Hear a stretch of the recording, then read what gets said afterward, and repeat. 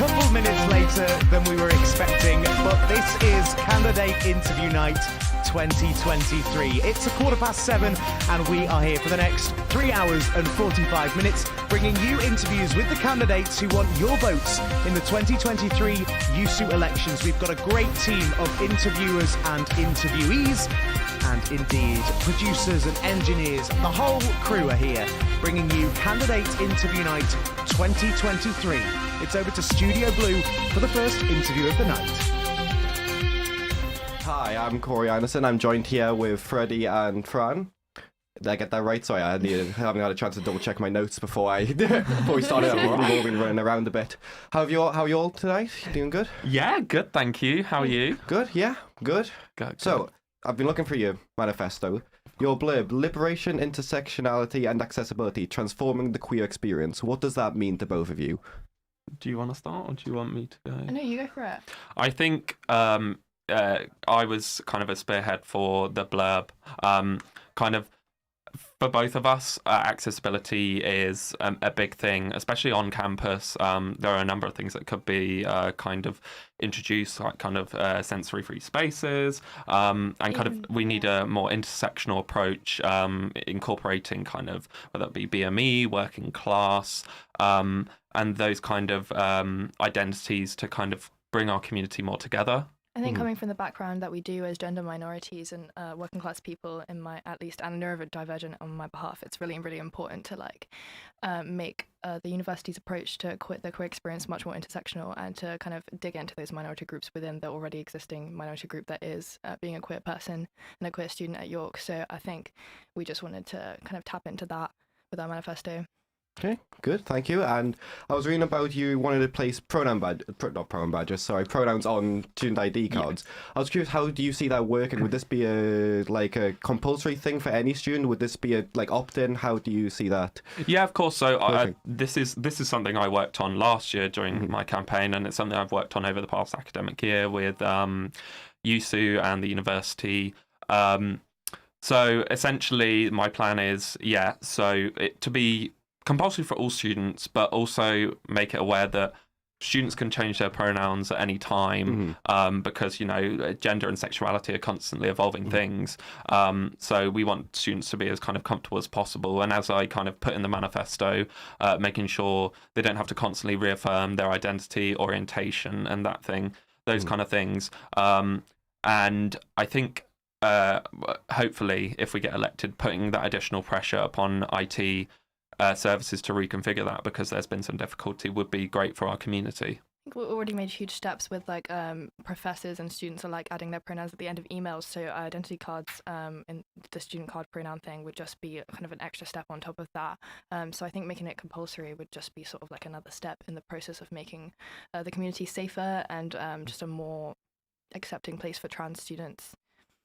Thank you. And I also saw you mention in an interview of York Vision that you both had experience being in the LGBTQ committee before this. How do you feel like that has shaped your policies when running now for this position? I think in terms of the LGBT network, it's been a pleasure to serve as the secretary, but I think there are certain shortcomings that kind of have been faced, not down to anyone's fault necessarily. Certainly with accessibility, one of our points is making York Pride more accessible. Last year we saw kind of no rest stops or kind of quiet spaces for kind of neurodivergent and kind of disabled students who identify as queer, and we want to make sure that this year that doesn't happen again. And that's definitely part of the kind of accessibility part of our manifesto that perhaps has been a shortcoming of kind of this year's committee. Yeah, it was wonderful to work with the lesbian sub network and to kind of introduce my ideas of queer history and try and make queer history and lesbian history much more diverse. But I had very little power in terms of accessibility, and as much as I'm a lesbian, I'm also an autistic person in the community, and I really, really am passionate about making York Pride and other events on and off campus more accessible for York queer students. So I think different facets of the identity need to be explored, and it'd be great to have more power within the student union to do that. Thank you. And I also saw you talked about speakers at the university and, making sure that's a more safe experience. How do you see that working? So Be quick. I'm just being no, it's okay. just sort of quick. So basically, last year we did have the Julie Bindel scandal that you may have heard about, where she was invited by Free Speech Society, and she was very clear in her views, and also doxed and harassed our students online. And we want to make sure that the university are further consulted on strategies to deal with that, because that is so important. The number one priority is our students' safety and protection in this university. Sorry, I am going to have to cut you off. We are now moving over to Studio Red for another interview. Thank you. And we're good. Perfect. To be fair, when you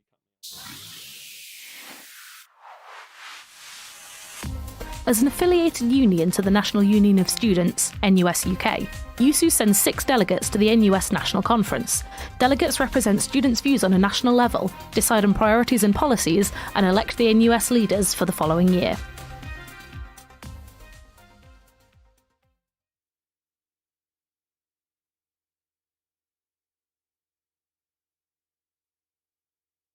Low turnout from students in York. What makes you think that NUS delegate is a role that we really need right now? Because I think most students struggle to really understand what it's for and what it does for them.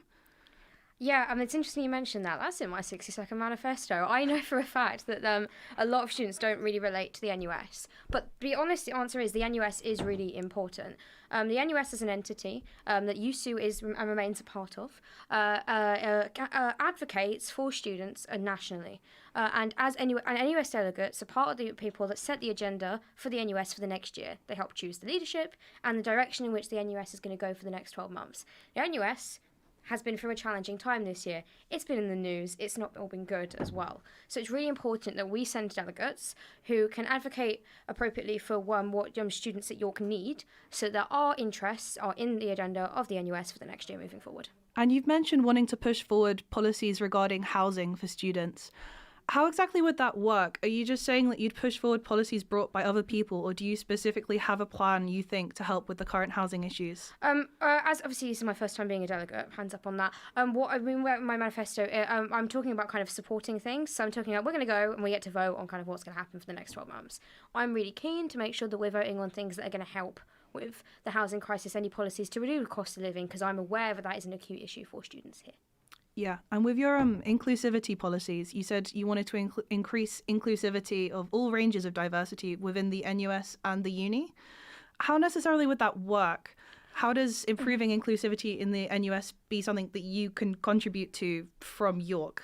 Well, I think I'll be highly surprised if inclusivity is not high on the NUS agenda this year, particularly after the anti-Semitism report. So it's going to be high on the agenda. It's going to be talked about. Every recommendation in that report needs to be voted through. And as a delegate, I can support all those and those recommendations. Making the NUS more inclusive means that the NUS as an entity is then advocating on an inclusive platform, and advocating for students in a way that is inclusive, and that can only have a positive impact on the inclusivity we see at universities in the future. You worked as a faculty rep. I've done work as a course rep before, and honestly, I didn't feel represented or like anything I pushed actually went anywhere.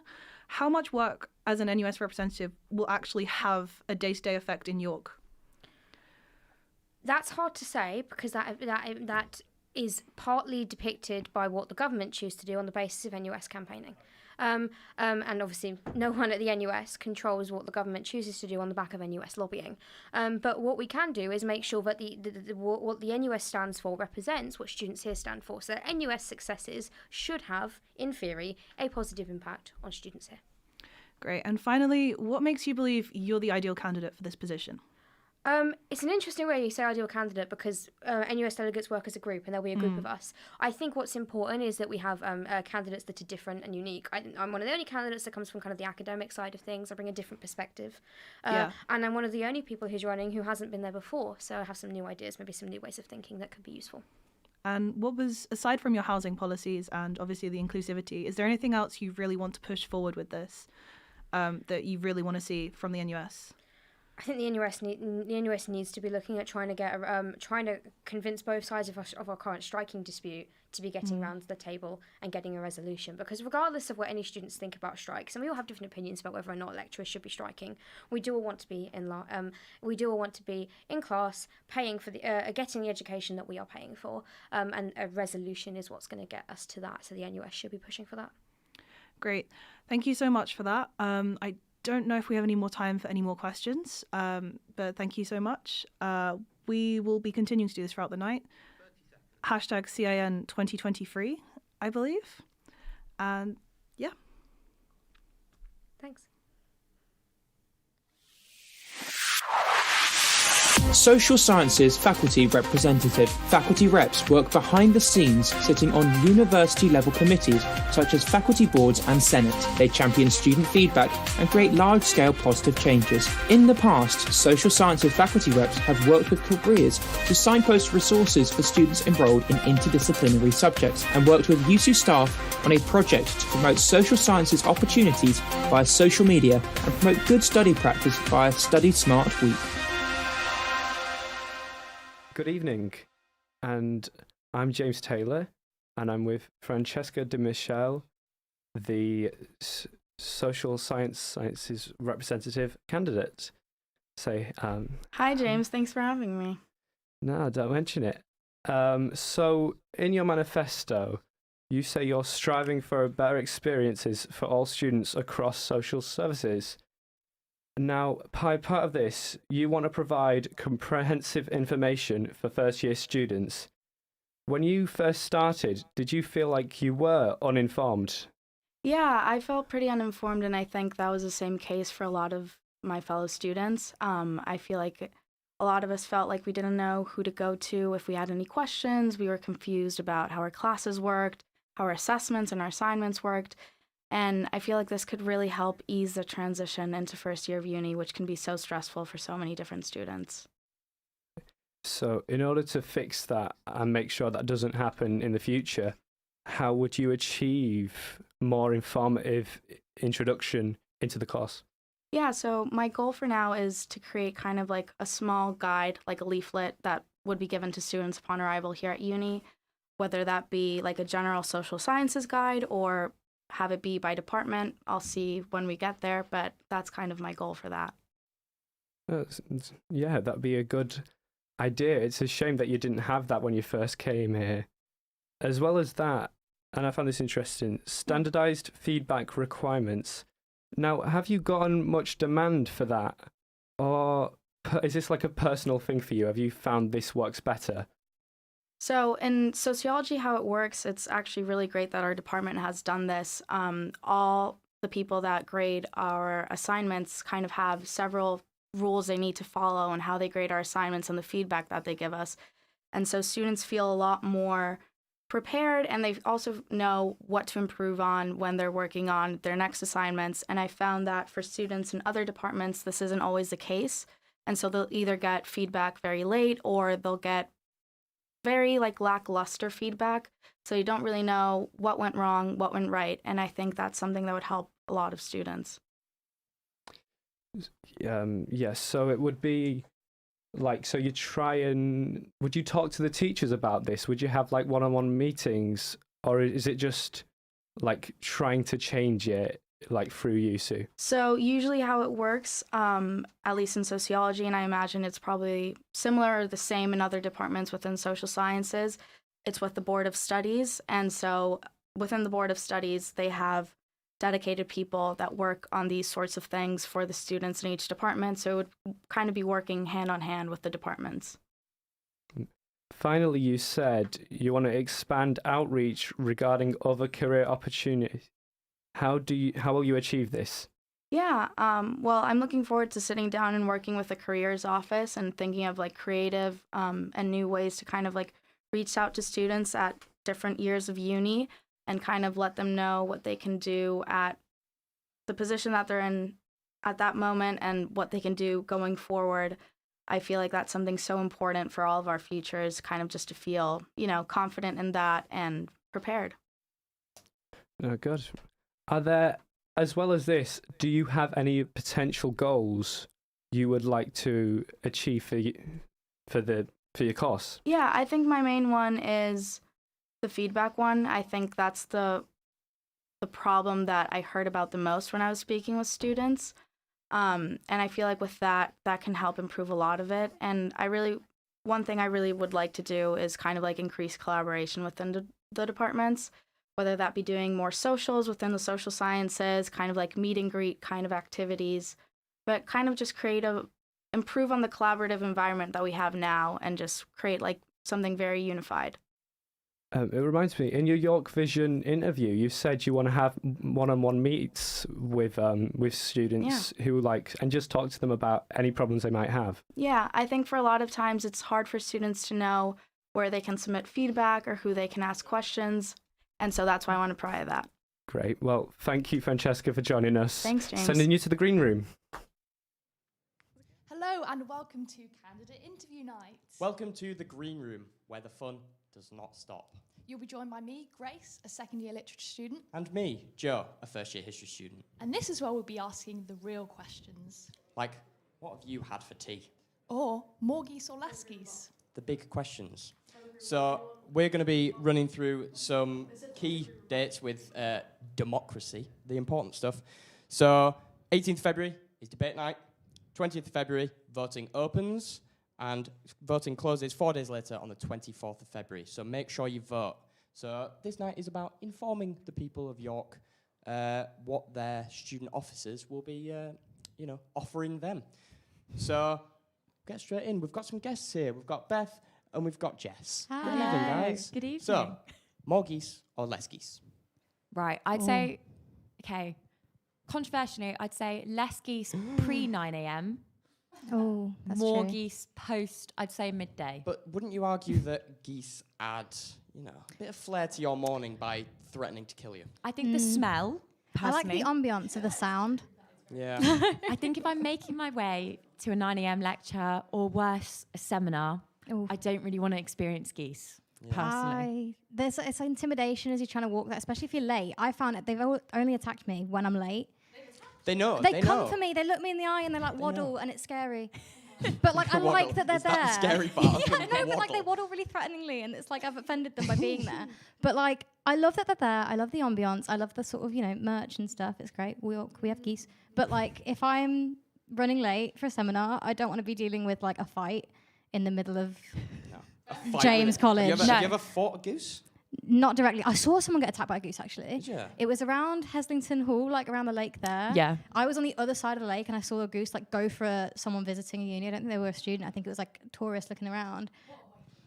I think and they're I was nastier running the there. other way. I was like, Yeah, no. I wonder if any of the candidates will have any geese-related manifestos, but we don't talk about that here. No. More geese or less geese? I think more. I think we need more chaos.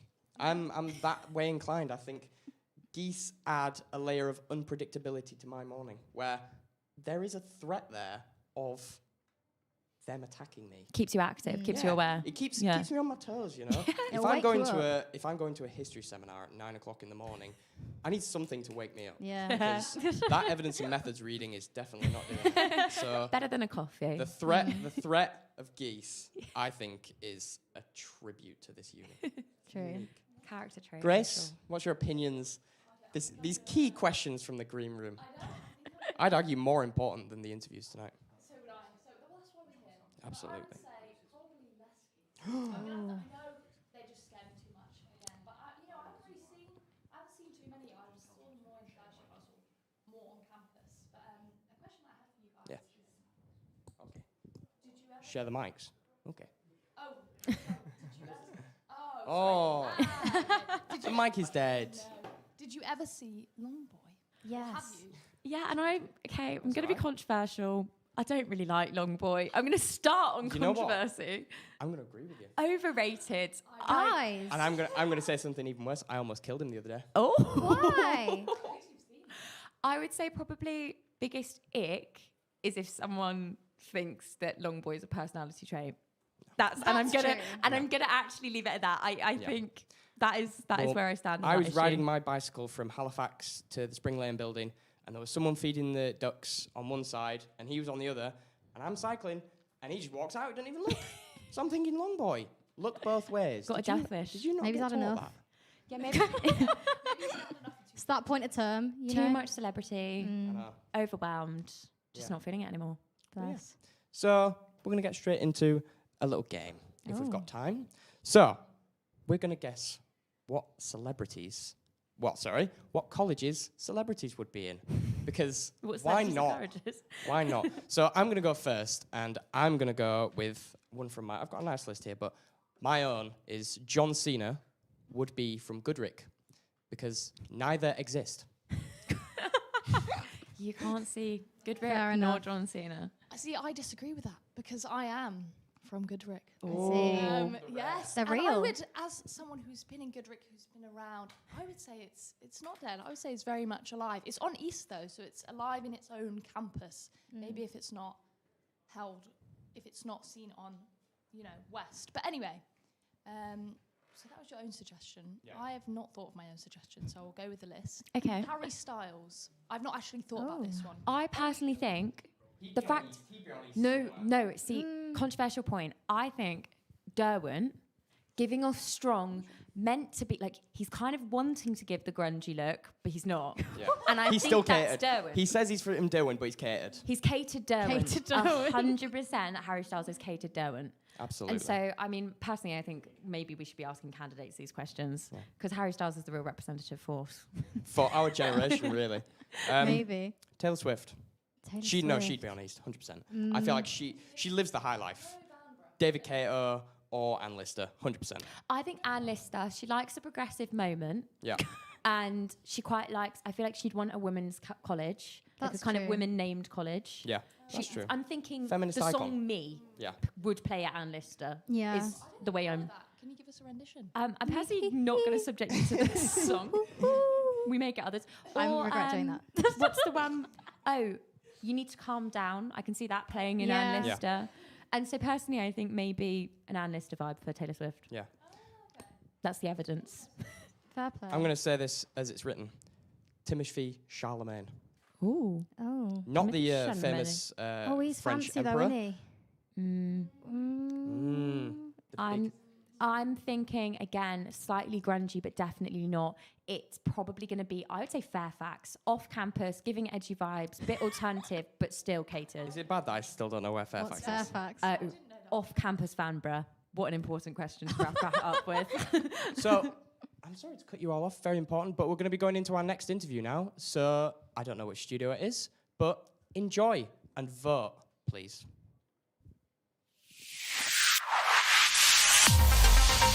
Community and Wellbeing Officer. The Community and Wellbeing Officer represents students on issues affecting their well-being, such as health, finance, accommodation and security, as well as wider community issues. The Community and Wellbeing Officer is key to ensuring that students from a range of backgrounds and minority groups are represented within the university. They also ensure that students are represented fairly within the local community, liaising with both town and parish council officials. Hello, I'm Amani and I'm joined here by Izzy May. Hello, Izzy. Hi, how are you? I'm good, thank you. How are you? I'm good, thank you. So, just so listeners are aware, obviously we might be talking about some things that may refer to charities involving sexual violence, and so if you are sensitive to that, this is just a bit of a content warning to tune out maybe for that sort of content. So Izzy, I was just going to go straight in actually, and I first wanted to ask actually what drew you to running for Community and Wellbeing Officer? So probably the main thing that drew me to running for Community and Wellbeing was that I've worked in USU networks sort of since I've started at university. I spent my first year as social sec for the Women and Non-Binary Network, which I'm the officer for now. And I've had a lot of experience sort of I've seen two different community wellbeing officers in my time, and I've seen sort of the different approaches that they've both had, and I just thought, I think I would also have quite a different approach to it, and it would be interesting to see how that would affect the student body here. So that's kind of the main reason that drew me to run in, Yeah, okay. So, you've mentioned actually in your manifesto issues within university sports teams regarding trans and non-binary inclusion in sports. And you've pledged to fight for like equal access in these opportunities for everyone. So what specifically did you have in mind for this sort of So the main issue that I have found from it wasn't something that I was aware of until about 2 or 3 months ago, was that BUCS, which is the group that we compete in under, and all of the British universities and colleges do, they have a trans inclusion policy. I say that with air quotes because it isn't massively inclusive. And it means that trans students who aren't undergoing hormonal treatment to kind of have them in accordance with their self-identified gender, it means that they can't compete, and it makes it a lot more difficult for them to compete, and that just isn't fair, because I think York as a community have a massive sort of sports. It's very sports heavy, you know. We have Roses, we have varsity, and it's a huge thing that we've kind of got here, and it's a really great community that I think we've built up over a long time. But if everyone can't access that, then it's not a community, and it's not a community that I want to be a part of if not everybody can get involved in it. So yeah, that was kind of the first thing that sort of started ringing alarm bells for me. And my goal with that is to work with whoever is elected, because obviously Frankie will be heading out this year. It will be to work with whoever's elected to lobby BUCS into actually updating their trans inclusion policy to ensure that it isn't I don't know how they can have an exclusionary inclusion policy. It just feels like a massive. It's just really confusing, and looking at it from a non-binary person's perspective, you know, it feels really hurtful, because I mean, I don't do sport, but if I did, you know, I would want to be able to compete if I was good enough, and I know that there are probably students here that are good enough and they just feel like they can't because of these policies. So yeah, it's just not fair, and I think it sounds really childish to say, but it just isn't fair. And I think that is a massive sort of front runner for my manifesto, is that I want to change that, and I want to make sure that one of the biggest sort of bloodlines that we have at York, the sports element, is accessible to everyone, because Roses is a great time, and surely everybody should be able to get involved. Thank you for that. So actually, in reference to obviously thinking of like sort of support networks for students just as a whole, obviously you mentioned about the unlimited self-certification being taken away recently, and how you would be working to reinstate that. Obviously that was only recently taken away. So what would you like, keeping that in mind, that probably didn't take, you know, that wasn't a light decision probably made. It's been there for a bit now. What sort of, how feasible do you think that would be? I would say it was feasible.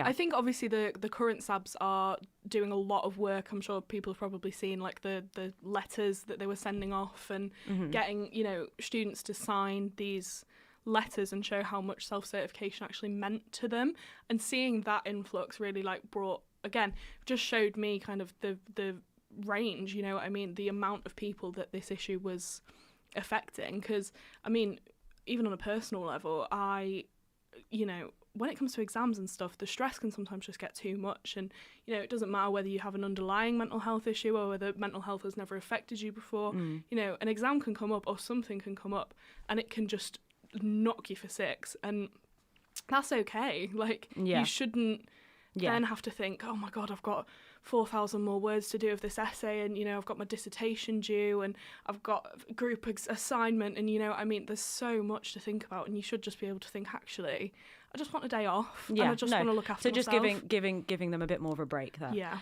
So in terms of like, you've spoken about like, you know, subsidizing.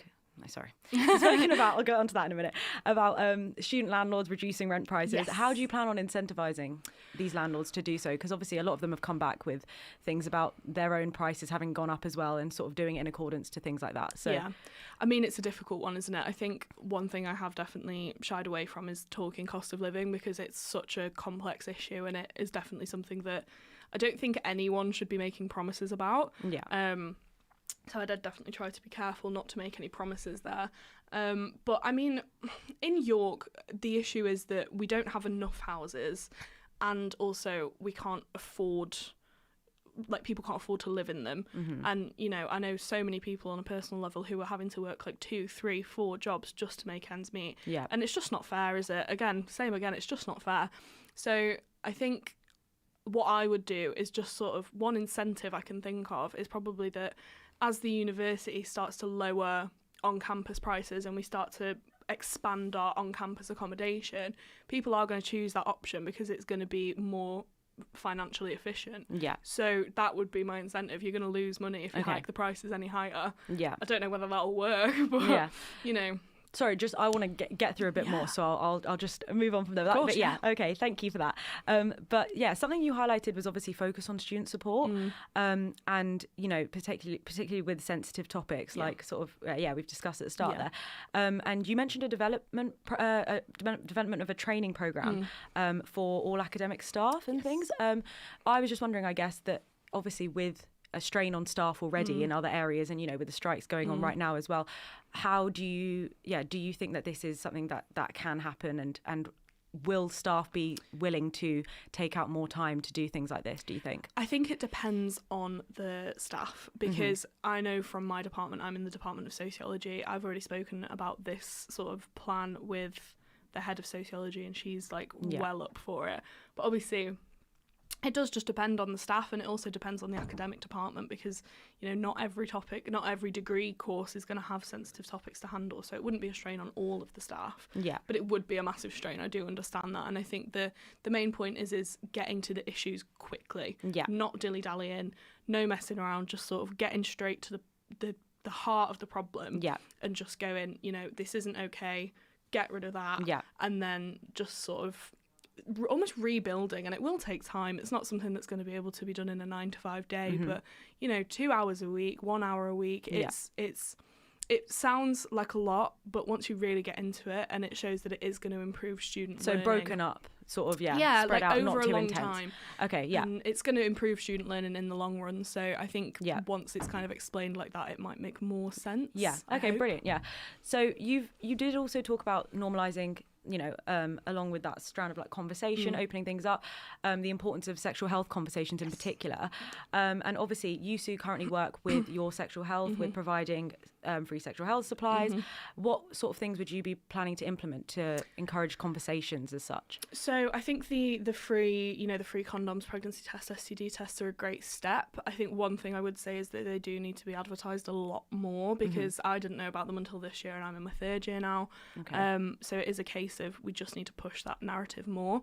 Something that I have done this year, which has been an absolute testament to the people involved, was doing the I'm trying to remember all the words now. It's called the SSAFG, which was a sort of focus. It was a collaboration with UOY, Speak Free Society, E&E, RAG, Women and Non-Binary. It was a whole massive collaboration, and we basically developed an inclusive, you know, well-rounded, beautiful piece of like an information pack, essentially. I'm so sorry, I'm going to have to cut you off there. Thank you so much. We're just going to have to cut you off to the next studio for the next interview, but thank you very much for that interview. Thank you so much.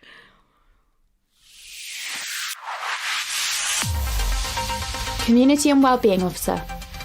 The Community and Wellbeing Officer represents students on issues affecting their well-being, such as health, finance, accommodation and security, as well as wider community issues.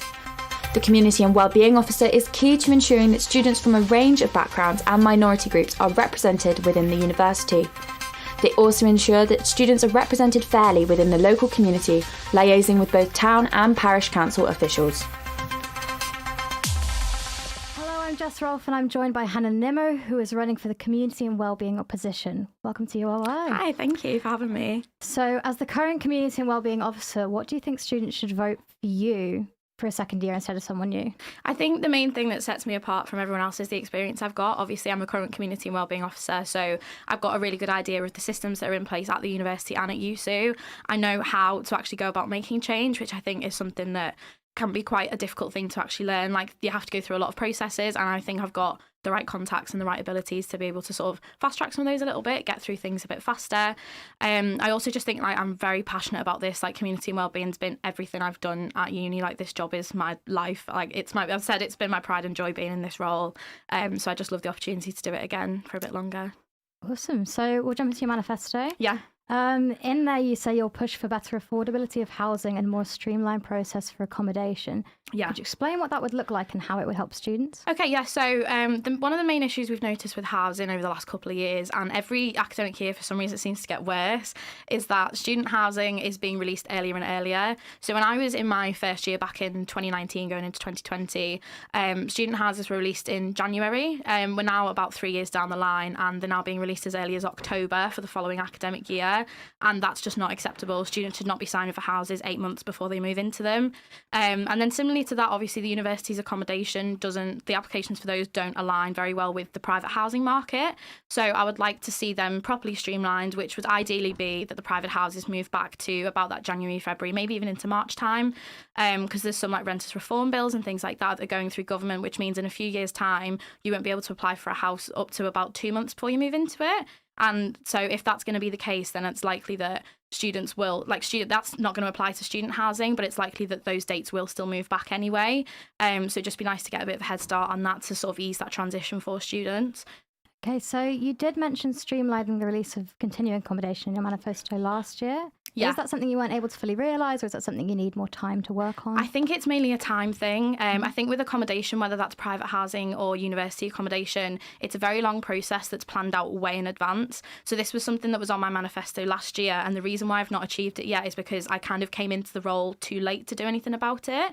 Because all the applications and things were all sort of ready to go. So it would be the sort of thing that if I was re-elected, I'm going to be working on it into summer term anyway, but it means that if I'm elected for a second year, I'll be able to properly see that through, because it's a really high priority for me. I just need a little bit more time to do it.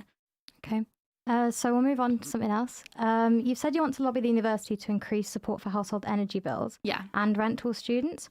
Obviously, there's already an energy bill grant. What extra level of support do you think you can viably achieve, and how will you go about getting that for students? Yeah, I think the household energy grant's been a really good introduction, because it's obviously those students who are affected by the energy bills that have gone up. That's going to cause obviously a lot of issues for students having to pay their rent. So it's a little subsidy that means that they aren't as badly affected by those costs. The main issue is that most of the housing in York is bills included, and therefore those students who are bills included aren't eligible for the household energy grant, but they're still experiencing issues with rent prices going up. So therefore, what more can we do to sort of help them with their rents? Can we introduce a rent bursary? Can we introduce sort of a bit more of like a holistic fund where obviously the household energy grant's a very specific cohort of students? Can we provide more support that more students can access and can access more easily as well? That's my main priority. Okay. So as part of your response to the cost of living crisis in the past year, you used to have introduced 40p breakfast going into another year in the role where students are likely to be struggling financially. How else do you intend to help students cope with the cost of living? Yeah, I think sort of one of the main issues that we've seen is obviously rent, which we've touched on. I think we're doing some really good jobs with the 40p food offerings, and we're looking to hopefully introduce a third offering by the end of the academic year. So fingers crossed that will mean that you can get 3 meals for about 40p, around that price mark across campus, so for the 3 meals of the day. And I'd love to see those continued. But I think for me, it's the main thing of that students are sort of still struggling with costs of transport, especially going to things like placements and commuting students as well. That's a massive thing. I've been doing a bit of work with commuting students already this year, and one of their main issues that they're facing is that they can't afford to travel to and from campus anymore because it's just too expensive. So I'd really like to see the university introduce some more financial support for those students as well, because why should the cost of transport be a barrier coming to campus? Because everyone should be able to access it regardless of where they live. Would that be in the form of grants from the university or working with like First Bus or something to reduce the prices of transport? I think it would be a little bit of both. I think I'd like to see a bit more support from First Bus with commuting students and sort of like travel passes and things like that. But I think in terms of subsidising those costs, it would likely have to come from the university. Because I think obviously the students at the university, and I think First Bus, if they're introducing subsidies, it's usually the university who pays for them. So I think it would have to be a bit of a collaborative effort between UC, the university, and First Bus. Okay. Another main point in your manifesto is to lobby the university to introduce more signage for wheelchair-friendly, cycle-friendly and accessible walking paths around campus. Yeah. Why do you feel this is such an important issue to focus on this year? I think ultimately we're returning back from COVID, like students are now back on campus probably almost entirely. And I think because of that, it then has highlighted some problems that sort of existed on campus and have been neglected through the pandemic. You know, I get emails from students most days saying I'm trying to get around on a wheelchair and the pavements are uneven, or I tried to walk somewhere and I encountered some steps and had to turn around and was late to my lecture. And obviously, if there's signage to say like this path isn't wheelchair friendly, or this path has some stairs on it, or there's a lot of confusion at the moment with where actual bicycles can go on campus and what's a pedestrian path and what's a cycle path. So I think it's just, if it's a bit more clearly outlined, I think it will just mean that transition around campus will be a lot easier. Okay. So obviously you're rerunning for this role. Yeah. Is there anything you feel that you went into the role last year wanting to achieve that you haven't been able to? And would these things be something you need an extra year to work on? And then on that, if that's the case, why should students trust that you can deliver this time around? Yeah, I think obviously I've kind of touched on it. The main one is the housing issue. I think there's some big, I was very ambitious with my manifesto last year. It was quite big and it was quite extensive. And I think I just simply don't have enough time to achieve everything on that manifesto. And that's just me being completely brutally honest. Is that something you've learned in a year in the role, that you have to be a bit less ambitious with it? Well, there's no harm in being ambitious necessarily. It's just don't try and spread yourself out too thin.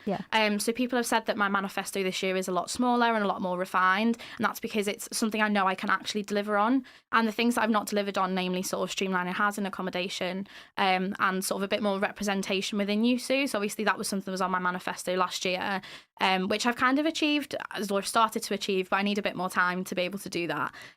So they're definitely things I will be wanting to continue in a second year in the role. And the reason why I can actually deliver on that is because if you look at my track record this year, I've delivered on a lot of my manifesto already. And it's just simply that the things I haven't delivered on, I need a bit more time to deliver on. But then there's also some other things I would like to do in a second year as well. So I think I've got the best of both in terms of the ambition for a second year, but also the experience from a first year that will help me direct a second one. Do you think that your experience is something students should consider when voting for you or deciding if they should vote for you? Yeah, I would like to think so. There's always that argument, I suppose, of having a fresh face in the role, but I think ultimately with a remit that's extensive as community and wellbeing is, you need someone who knows that inside out, and it takes a long time to learn sort of the processes and all the different people that you're dealing with and sort of make those relationships both internally and externally to the university. And I have all of those in place now, so I think a lot of the things I want to change will become a lot easier to change because I've already got the foundation to be able to build on.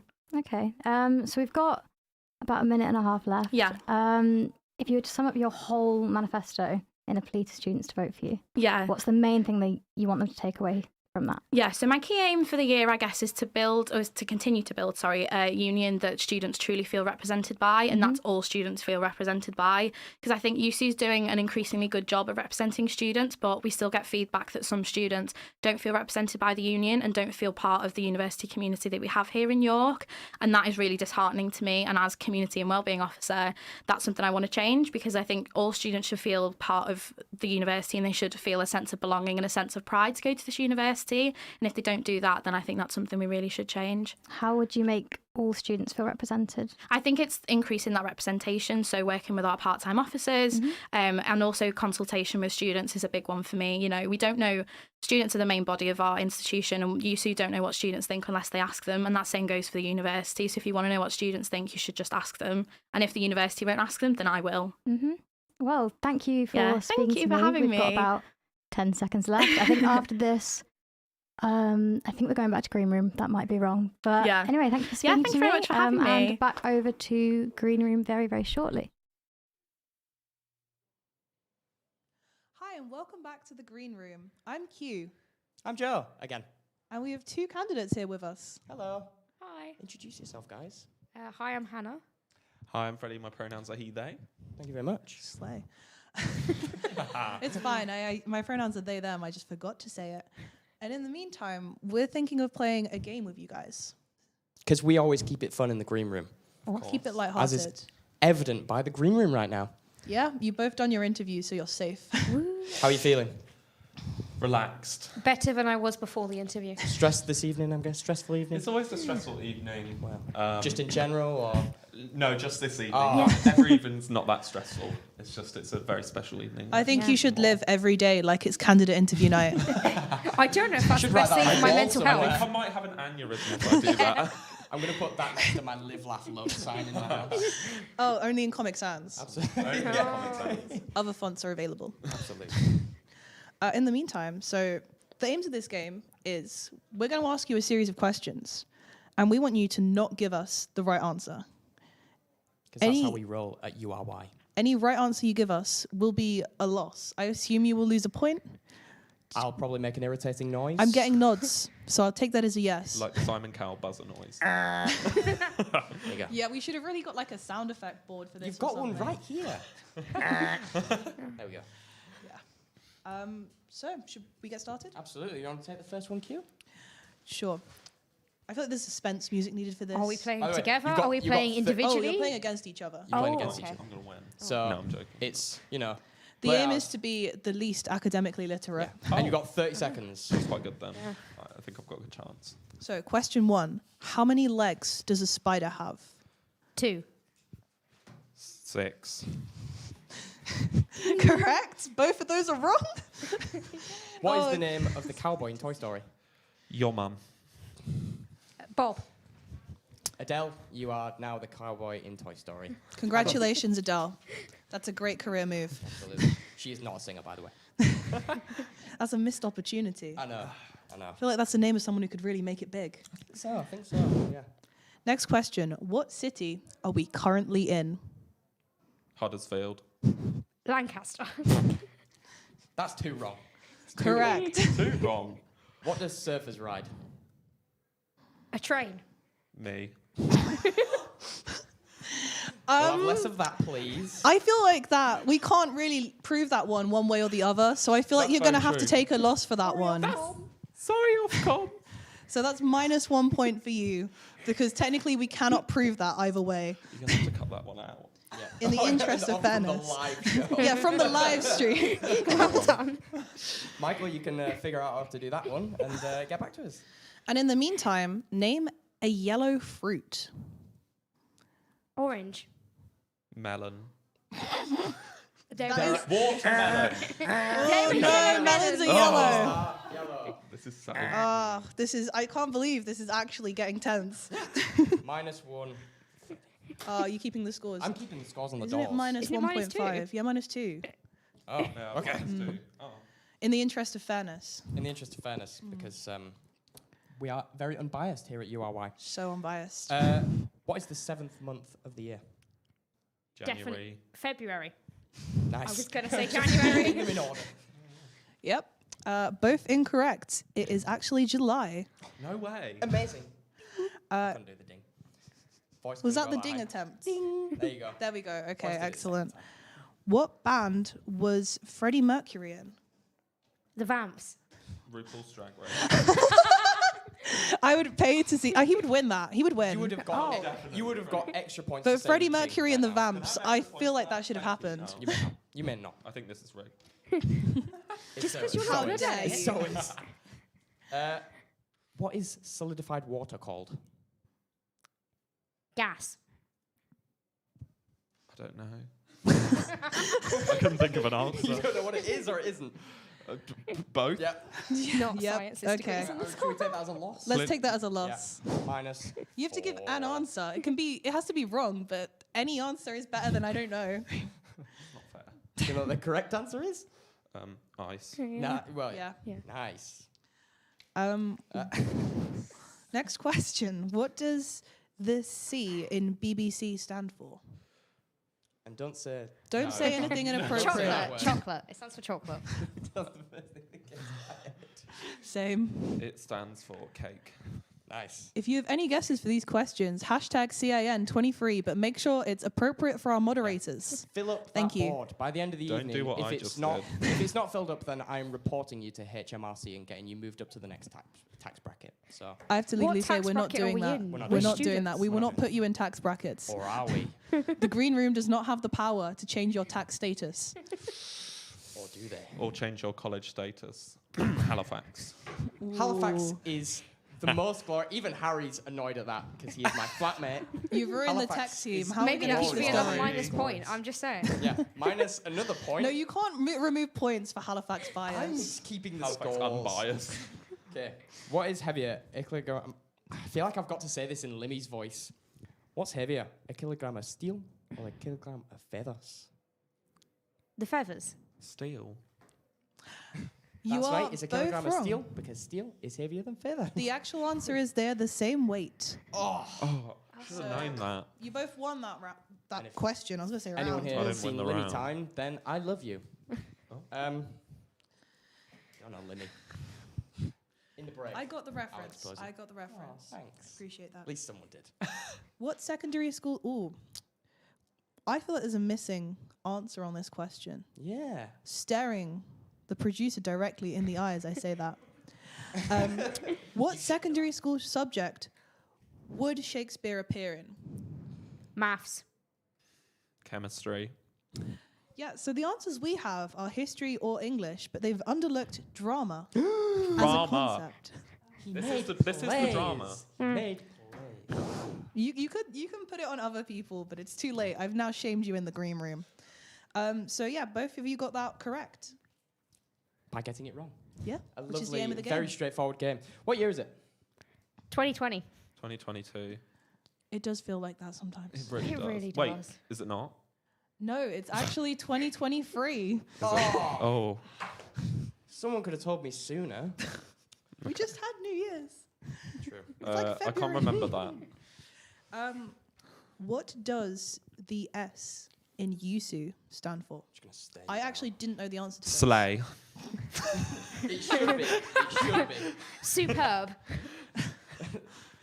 It's actually USU Pool's Drag Race. No, I'm kidding. It's actually students. Woo! Is it? Yeah. Should be York Slay. Students Union. I don't know York what the University Students Union. I don't know what the other ones York are. University Slay If you Union. know what That would USU be stands great. for, hashtag CIN 2023. CIN Just get the 23. hype out there. Help. I don't know what USU stands for and I'm afraid. Please help.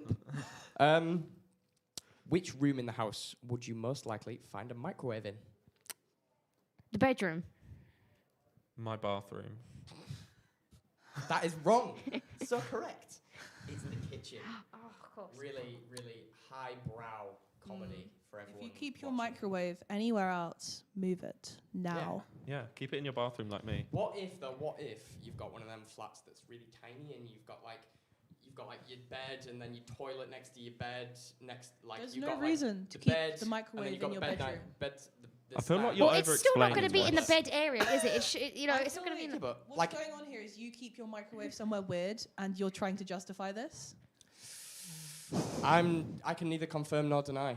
So I'm gonna say thank you very much, guys. We're gonna switch you out now because we're brutal like that. Hannah did in fact win. Hannah won. Surprisingly. Well done, no. Hannah. Yeah. I don't know Yay. if that's a compliment Hannah, or not, do you wanna- but do you wanna thank you. Congratulations Hannah, do you on the want a fist ability bump? to be academically illiterate. Oh. Congratulations, guys. It was We're gonna great. We swap will you out see now. you guys after. Thank you very much. Have a good evening, guys. And we're Thank swapping you. you out for the Lemon Press. Hello, Lemon Press. Hello, hello. I'm going to refer to you as Lemon Press from Yeah, now on. you guys are a hive mind now. Yeah, you are one. Now, A always homogenous have been. group. I feel honoured being a hive mind species. Do you consider yourselves an upgrade or a downgrade from USU candidates? They Oh. might watch this back. The They big might plate watch to this face back. with you. Solid upgrade. No Should we get them back in there and see what yeah, they we think? bring them back in and we make you guys fight for everyone's entertainment, gladiator style. That's how we should be doing CIN. To the death. Bring back gladiator fighting. Oh, we're It's waiting like for debate Gladiator, night for that except you one. know how the This is Emperor my does- the personal Emperor does endorsement that? and not the beliefs of URY. Absolutely not. It'd be Long Boy doing that instead of the Emperor. You know, I'm glad we finished the quiz there because the next question was, which is older, the Queen or the letter Q? And the answer was the letter. So I feel like So whoever wrote you this would be quiz, older than whoever the wrote Queen. this quiz does not like me. No. I'm being called out. So we're gonna play another little game, if that's all right, Q. If you've got any burning questions, Well, I was going to ask, what are your actual names? I my felt that's name a is good start Louis. point. Oh, my name's Matt. Louis and Matt, Excellent. Joe. Q. Hello. Not the Hello. Queen. Not the Queen. Well, if you want it to be, who knows? Put your hat in the race. You know, he hasn't been coronated yet, so. Won't Open up stop soon. anyway. Usurp. No, thank you. No, thank you. As president of DISOC, I reject these allegations severely. Absolutely. Well, speaking of societies, that is the game we're going to play. So we're going to Oh. play, is this a sock or not? Dun dun! So we have a list of societies, both fake and real, and you just have to tell us if you think it's a real one or a fake one. Or do we have to get them right? Or You No, you you have to get them can you have right to get this them time. right Okay, this okay, time. okay. Yeah. You can ask us questions, and we will either make something up or tell you the truth. You shouldn't have said that. You've just given me free reign. Oh, I mean, within reason. You don't mess with word games with This the is lemon still threads. this is still the greed room. Yeah. Come on. We are in Of course, I would control never of the arena. disrespect it. So would you like to start or? Absolutely. So, Abacus, Association of British and Chinese University Students. Real or not real? I'm going to say that's real. That's a real one. That is in fact a real society, I believe. There you go.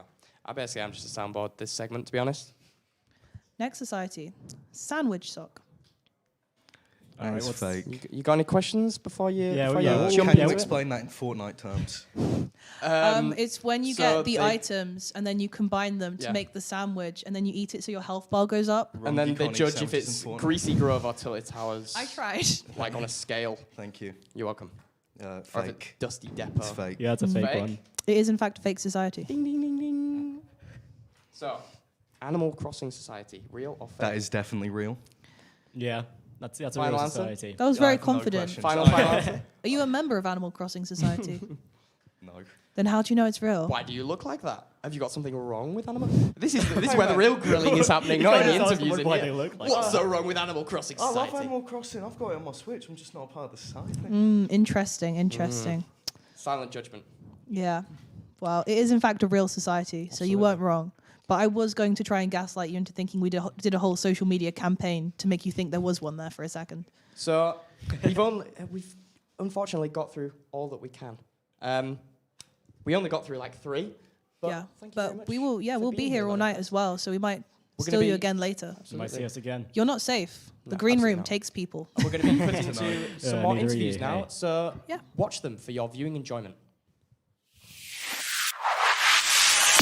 Black, Asian, Minority, Ethnic, BAME Students Officer. The BAME Students Officers represent the views of students at York who self-define as BAME, which is including but not limited to students of African, Asian, Arab and Latin American heritages. They campaign within the union, university and in wider society, promoting equality for BAME students and celebrating the diversity of culture within the student body at York. They also lead the BAME Students Network and host regular social and campaigning events. Thank you. I'm joined by Maisie. So Maisie, I want to start with a big first question. So if a BAME Year 13 pupil approached you and asked to recommend a university that they could feel at home at, would you recommend to them the University of York? I think, as annoying as the answer is, I think that would depend whether I get elected or not, because in my manifesto, a big thing that I would like to achieve is having an accessible community that's representative of current BAME students. So to me, that means parts of your culture and things that make you feel at home accessible in York. And I think that for the Year 13 students, so that is what I plan on working to do if I get elected in. Yeah. But if we're talking about a Year 13 in like now and the way it is now, I think it would depend on their priorities. If they kind of have the energy or the effort, the drive or something that they're passionate about is forging that kind of change for the BAME community, then I would say York is an amazing place for that. It provides the opportunity. However, I think if that a Year 13 student's priority is more having access to a strong pre-existing community and having lots of BAME students around them, I would probably say York is not the best place. So it depends on their kind of goals and priorities. Yeah, okay, thank you. So your manifesto mentions making essential products like picks, combs and Tiger Balm accessible on campus. So where on campus would you actually make these accessible and how would you achieve that? So I would maybe try NISA at first, because NISA stock all their products from outside retailers. So hypothetically, all I'd have to do is find a retailer. And I have a few friends who have some small businesses where they make and sell kind of Durags. So I would try to stock those products. So not only would you have accessible community products, but it would be supporting a small Black-owned business run by students, which I think ethically is quite important. And if NISA kind of can stock them, but it's not at an affordable price, there's a markup. I spoke with the head of kind of Yusu about this, how it would be done. And Yusu would be able to hold the products in their reception, even though it wouldn't have as long access hours and opening hours as NISA, there would still be access behind the Yusu reception because there's still a person always there, and then it takes the step away from NISA pricing products, and USU will just be able to order them and then sell them there. Okay, thank you. So you've also mentioned creating a space for the queer BAME community on campus. Yes. Do you not think that the LGBT plus provisions already on campus don't provide enough for queer people of colour already? I would say that that's a personal preference, Okay. because I think that the work that the LGBTQ plus community do is amazing, but a lot of the time there are ethnic LGBTQ plus members, but often they would be in the minority. So when you discuss those kind of struggles in a bigger context of society, you discuss it from an LGBTQ plus perspective, because that's the majority. But when you're a BAME person and you're a part of that community, you have the added factor of the cultural differences, which that not all LGBTQ plus members will have. So the work that they do is amazing for the community, but I would want to make it a bit more direct and streamline the focus to be able to share those BAME specific and have those added factors of cultural differences. Okay, thank you. I think you've got 40 more seconds left. So what would that space actually look like on campus? How would it take? What form would it take? I think it would be whatever meets the demand, because there's no point making a society if no one's going to turn up. So it might just be helping plug the right dots in the night connections, pushing the right kind of people together so that they can go off independently, go for coffee on their own timetable and be able to have that community. But it might just need a bit of help joining the dots between different places on campus and pre-existing schemes in place, rather than creating a whole new one. Okay, thank you. You've literally got 7 seconds. So in 3 words, why should people vote for you? I don't know, please vote. That's amazing. Thank you. And so that concludes our interview with Maisie. We're cutting to, I believe, an interview with exiting activities officer Rohan. Hello, my name is Matt Davis, and I'm joined here by Rohan Ashar. Hello. It's good to have you here. So I guess we'll get into it, shall we? So, on the Society's reward scheme, do you think that was a success? I don't really measure it by success or failure, because I know there's been some criticism of the Society reward scheme, and that's very fair. I got it from student leaders, feedback from student leaders in Society's committee and media committee at the end of last term. I've gone away, made some changes, which I'm going to announce tomorrow.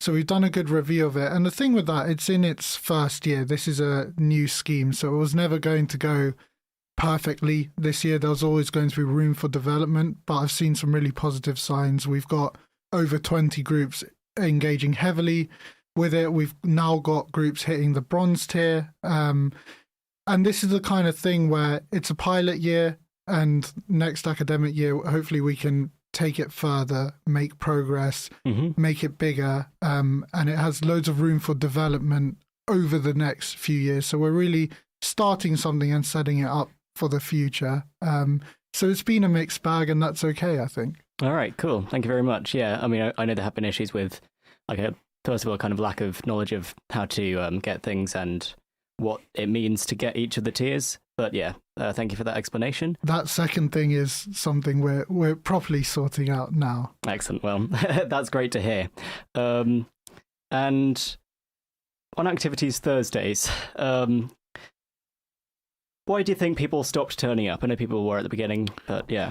Yeah, I think Activities Thursdays is potentially one of those things that I thought there was demand for, and there isn't anymore. A lot of conversations I had around this time last year during campaigning and after was people were looking for more alcohol optional spaces or inclusive events on campus that weren't centered around drinking. So I tried to create something along those lines. There was a bit of trial and error with it, and I think it just came at a really busy time, so we weren't able to launch it properly, and there were probably a few learning things from that, and it's been a mixed bag. Actually, attendance this term has been quite good. I've stepped away from it a bit in terms of I won't be as actively involved, but the perks like the cashbacks, the space that's open on a Thursday for people to use, and people are still organising socials there, but maybe there's just not as much demand as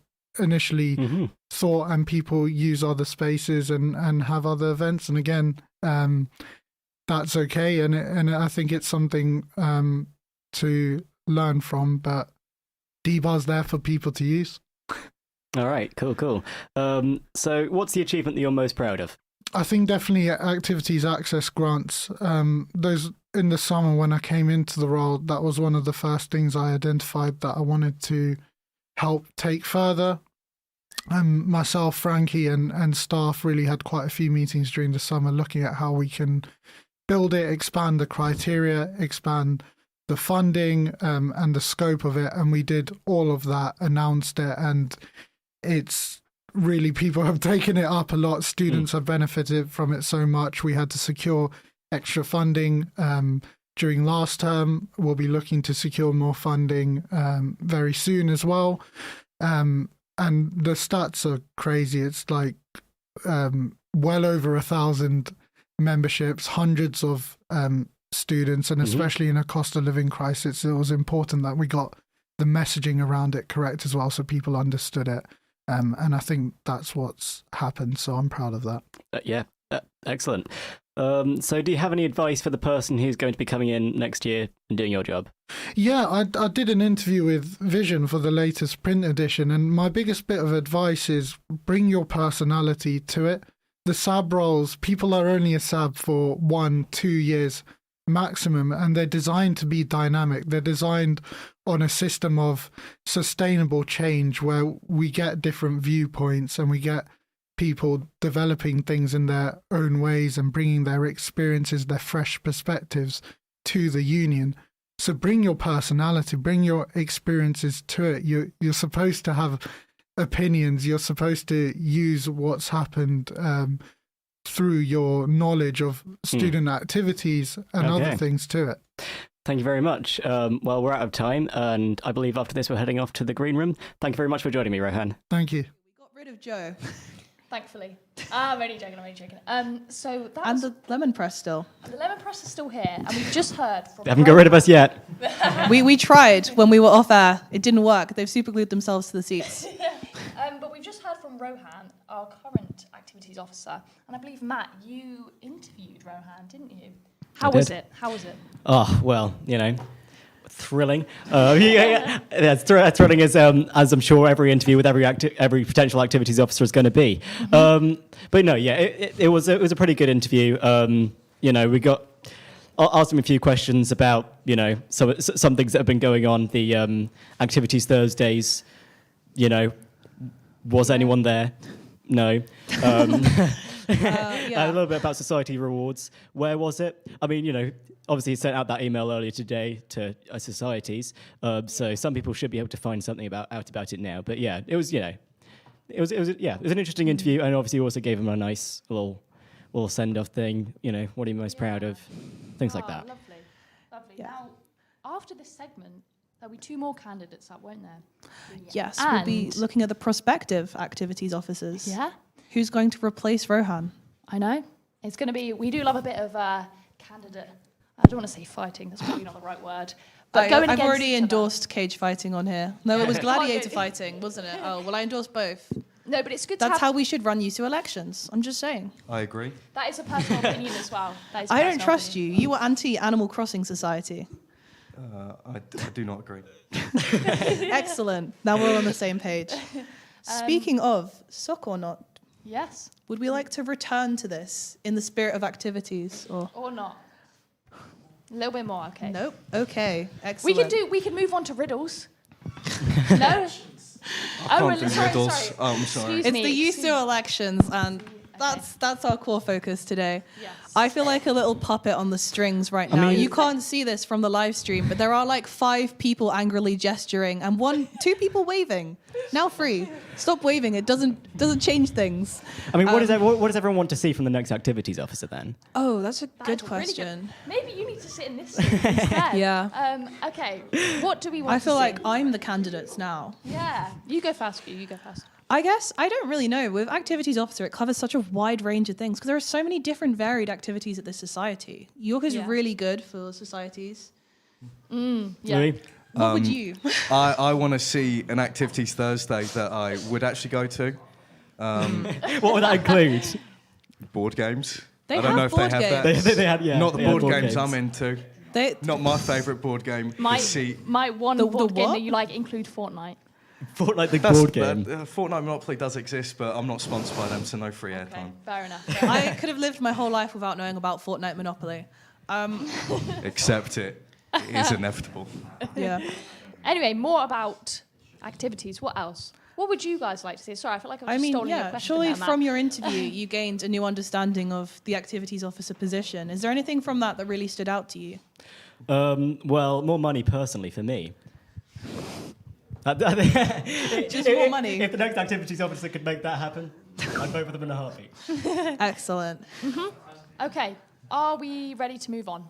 Are we allowed to sock or not now? We're getting permission to sock or not. Brilliant. It's a big okay. event. I'm so excited. We're going to I save can't the contain the riddles for excitement. later. We will. I know you yes. were excited about those. Sorry, I but was very excited. Anyway, so where did we get up to? Sorry. We got up to Crossing. Animal Crossing Society. Okay, so I need to cover With this from you so you can see the answers. much hate. Okay, Wine Tasting Society. We did that. It's the other way around. Excuse me, I did not mean that. Okay, wait, so after Animal Crossing, Minecraft Society. sock or not? Yay or nay? No. Because if there was to be one, I would be in charge. But you wouldn't join the Animal Crossing. No, because I didn't make it. So what I'm hearing here is you're pro Minecraft and anti Animal Crossing. 100% Minecraft better. Oh my goodness. Unfortunately for you, Minecraft Society does not exist, so you cannot be the president. Yet. Yeah, unless you make one, of course. Well. Okay, next society, please cue. Oh, I hate whoever wrote this. Bean Society. Well, I think I really hope that isn't real. it's not real. Final answers, final answers. Yeah, Yeah. That's not real. That was written by someone, maybe in the room. I don't know. The ghost of Alex Towers is always present. I don't know who that is. Do you see this is a weird one because they've marked it as real, but I refuse to believe it is. Apparently it is. Apparently it's a real thing. I wonder what they get up to. What do we think they get up to on Bean Society? Bean sock, if you would. Maybe they cook beans like cowboys over a hot, open flame. Maybe they do. Or they throw it at their enemies. You never know. Not that I'm advocating for that. I'm but assuming they find cupboards and other small spaces and fill them entirely with beans. yeah. So they eventually, end up spilling out on unsuspecting. I do students. remember the beans where it shouldn't be era. That was rancid. Maybe they mull over their favourite beans. And leading on to that, what are your favourite beans? I really love a lima bean. Wow. Like what? Wow. Controversial. I know. Yeah. I thought you were going to go for the classic. We've got a baked bean scholar Can't in the room stand baked today. beans. What can I say? Classic. I'll go with green beans. I like green beans. I was just going to say baked beans, but I feel bad saying that You now. know, so was I. Good, okay, I'm glad I'm not the only one. Okay, anyway, moving on, because we're still doing sock or not. I think this is your turn. It's my turn to announce. Is the Princess Diana Appreciation Society, or SOC, does it exist or does it not exist? 100%. It does. I know yeah, it does. yeah. It does Someone may have already made a reference to being president of it on air. Potentially. I didn't know it was going to come up. But I am, in fact, the president of Princess Diana Society. Can you talk a bit about that? Yeah, well, that just sort of happened. I'm not going to lie. It was a weird series of events, and that's where we're at now. Can I ask, I'll what die. does Princess Di Society actually entail? Well, we did a few things last time, such as watch Diana the Musical, which I would heavily recommend, and go out for drinks. Wow. Just as she would have wanted. Just as our Di would have wanted. Our Di. Other Nice. royal family members are available. We're In not the as well meantime, liked. Okay. Not I naming think, names. in the meantime, Unfortunately, we're gonna Lemon replace Press. you guys with people who I'm are not from the sorry. Lemon Press. Oh, I'm sorry. we'll be back. We Your- always your come wit- back. Your witty banter was iconic, but we've Thank you very much. run out of things. And we are joined. Sorry, we'll wait for them to sit down. Hello. Hello, hello. How are you? We are sorry. Let's Hello. introduce ourselves first. We are joined by Izzy. Pierrick. And how are we on this fine evening? I'm good. I'm very well.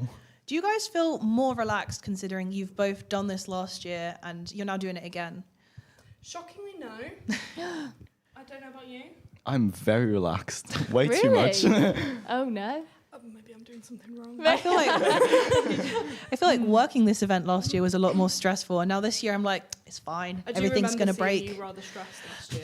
I was running all around. It was chaos. It was a nightmare. That's why I'm safe in the green room now, Yes. away yes. from any runner positions. Right. What shall we do? We can talk great questions. But how have you found it so far this year? I mean, obviously coming from having done this before, not just CIN, but just the elections in general, it's the campaigning, everything. There's so much that goes into it. Is it a case of being like, oh, I can't wait to do this again because I get to like talk to new people and find out how they feel? Or is it like, oh God, I have to go walking around Courtyard again with a QR code? I've never done the physical campaigning before. I've never done physical campaigning ever. That's a lot. Really? I've done I've put stuff around campus. I've never actually spoken to any people for voting. My friend's lecture last year. Oh yeah, I've done that. Okay, I've done physical campaigning. I've never done one-to-one conversations with people I feel like that's ever. very intense, though. Yeah. Is that like different? I feel like for a president as well, like that's a big role to go for. I feel like, did that not put pressure on you? Did you not feel like that was something you would have to do? Or was it more, I mean, obviously everyone's because online. Last year I knew I was going to run a week before submitting my nomination. So I didn't do any planning at all. I just showed up and I was like, yep, let's do this. Wow. And it worked out, so clearly. It did, yeah. No need to stress. I'm starting to feel like I should go about life doing less planning. As you can see on my sheet, I do too much planning and I need to not. You have so many notes written. None of these I notes know. are mine. These are all Joe's notes. Yes, and all of it, to be fair, these aren't very useful to me right now. I've just stolen someone else's clipboard to assert dominance. Oh yeah, yeah. I haven't used this pen once. Working. But still, on the topic of elections, so you've both been, I guess, in office, is that the right? Yeah. What do you think? Obviously, we can't talk about your policy or anything like No, that. no. But just more generally, being in office, what do you think makes a good person in office? If you can sort of say that with all the different roles. Sorry, that might have been a very bad question. No, I think I'm trying to think of the right word. I think communication is probably the best word. Yeah. Because the people I've worked with best have been people who are willing to hear every side of the conversation. And I've also found that like my sort of work is best when I'm willing to listen to the other people in the room, which is obviously something that it's a bit of a skill. It's a learned skill. It's a very learned skill. It's not something you want to do. I didn't come into it knowing how to do that, and now I very much do that like a lot of the time, I feel like. And I would say that everybody, like I said, everyone that I've worked with has been somebody who can do that really well.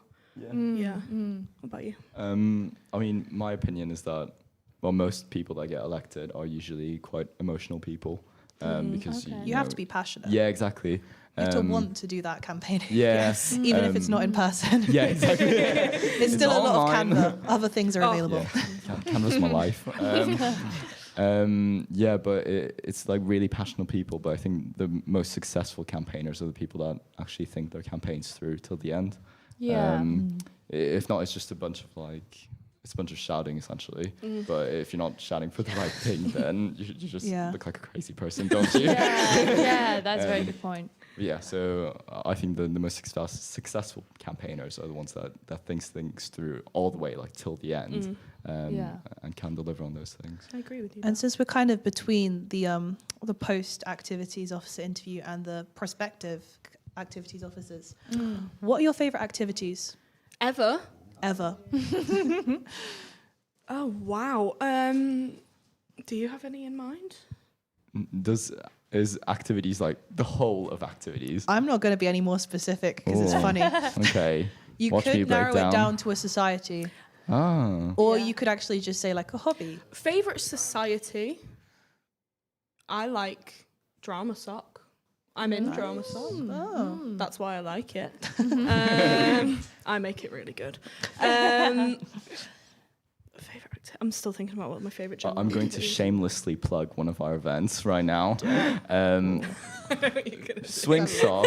My God. Swing Sock? Yeah. Sabs Come Dancing. Please buy your tickets. I see that. Yeah. So far, it's a society I've interacted with the most in my 5 years here. They're all lovely though. They're literally it's infuriating. They're actually like so talented. I hate it so much. Really? I've not seen it. It's very good. Yeah. Swing dance is very cool. Yeah, I recommend They did it at the Activities Awards last year. Yeah. They show up places, they swing dance, they pop off. And then they leave. No drama. It's beautiful. Wow. It's really quite beautiful. And most of it is improvised as well. So. It's very really good. learned Yeah. skill. I went on a night out with some of them. By the end of the night, I was just in the corner, out of my mind, and they were swing dancing in the bar, and I was like, What even is swing it's 1 in the dancing? morning. It's like a lot of long skirts, is Right, what I've okay. established.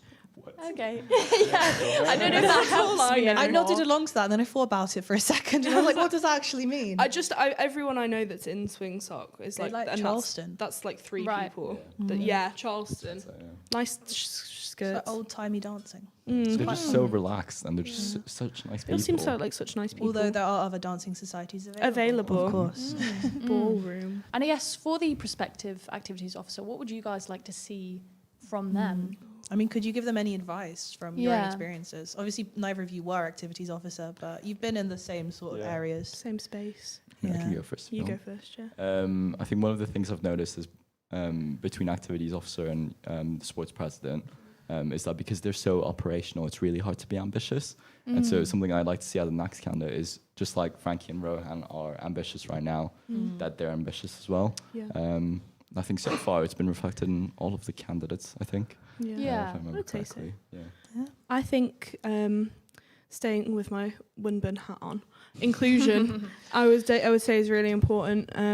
Making sure that people feel like that they have safe spaces to go, no matter what.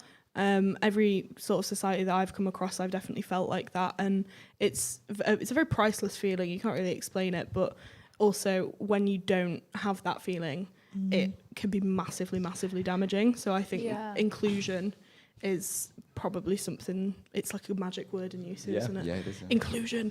But yeah, it's a great thing to have, and I think every activities officer should really, keep that in their mind. Brilliant. Well, I think we, have to wrap it up now. Yeah, well, it's been lovely discussing this with you, and now we will hear from the prospective activities candidates. Here we go. 1. Activities Officer.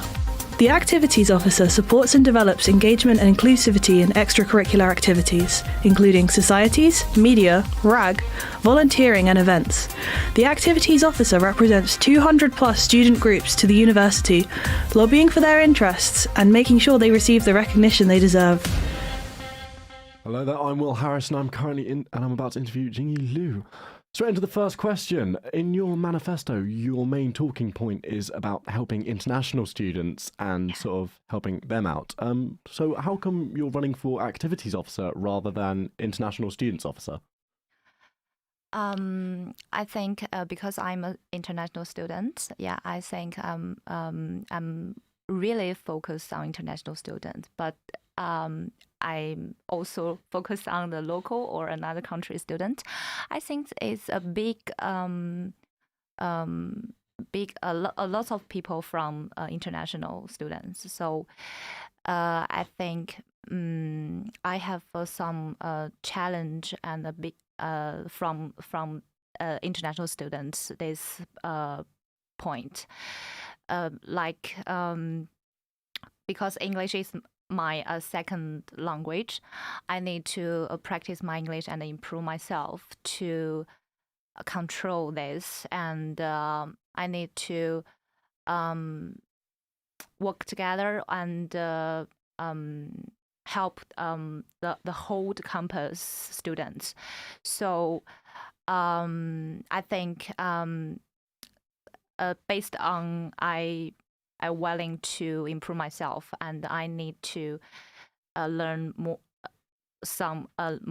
to control it. I think, In your blurb, you say that you want to let more international students Yes. participate in university activities. Yeah. As far as I'm aware, there aren't any societies that have like an active ban on international students or anything. So could you maybe explain a bit more like what you mean by letting them participate? Yes, as an international student, I said before, it's a big challenge about language and strained place for international students. So campus activities is a good opportunity to make friends, to know more about campus resource, how to use, and how to learn and improve yourself. So I think I I want to help these students to initiative participant in activities. So I think, I focus on the international student, but I always I need to help the whole campus student. Yeah, it's not just about international student. Thank you. How would you go about helping local students as well as international students? What would you do to support, the local students? Because about international students, we just focus on where can I to buy some food, and where is the campus, and to how to know about the rules, about the life ways like this. And I think we need to have experts,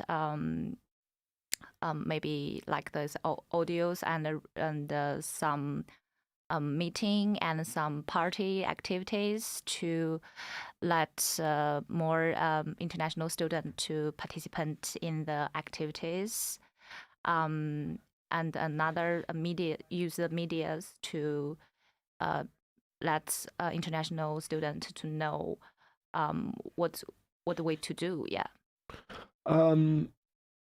One of your main points in your manifesto is to update and develop activities. That's quite vague. Could you maybe go into sort of more details about like how you would accomplish this?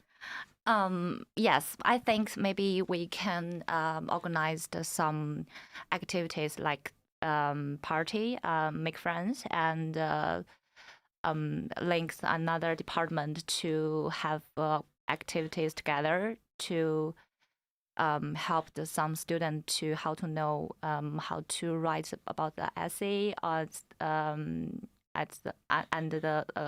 class like this.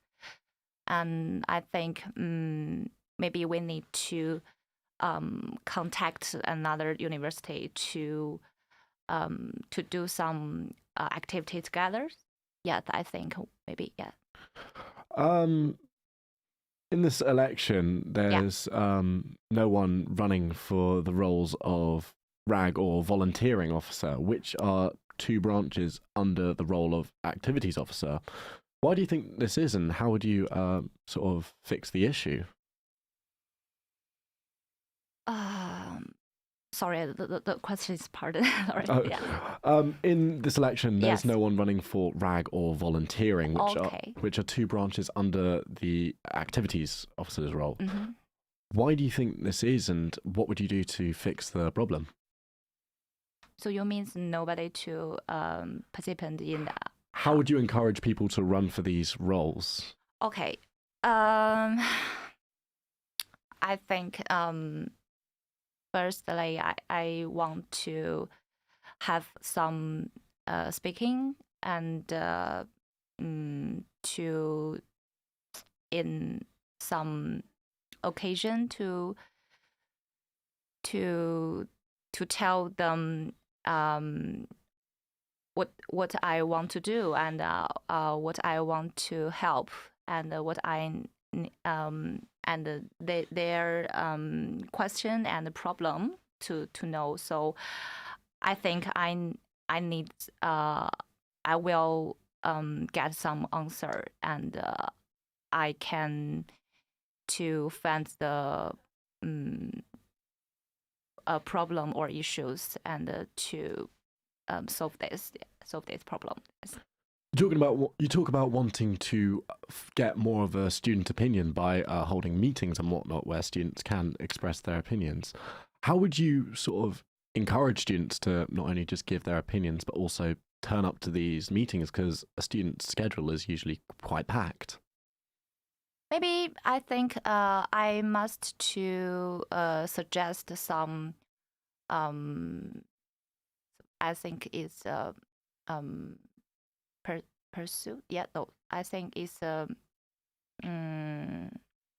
maybe I want to make activities, maybe like the sport activities and like this, basketball or football like this, and let's more students to participate in, and to know know our team to or what I want to do or what we want to do, and we let's there to know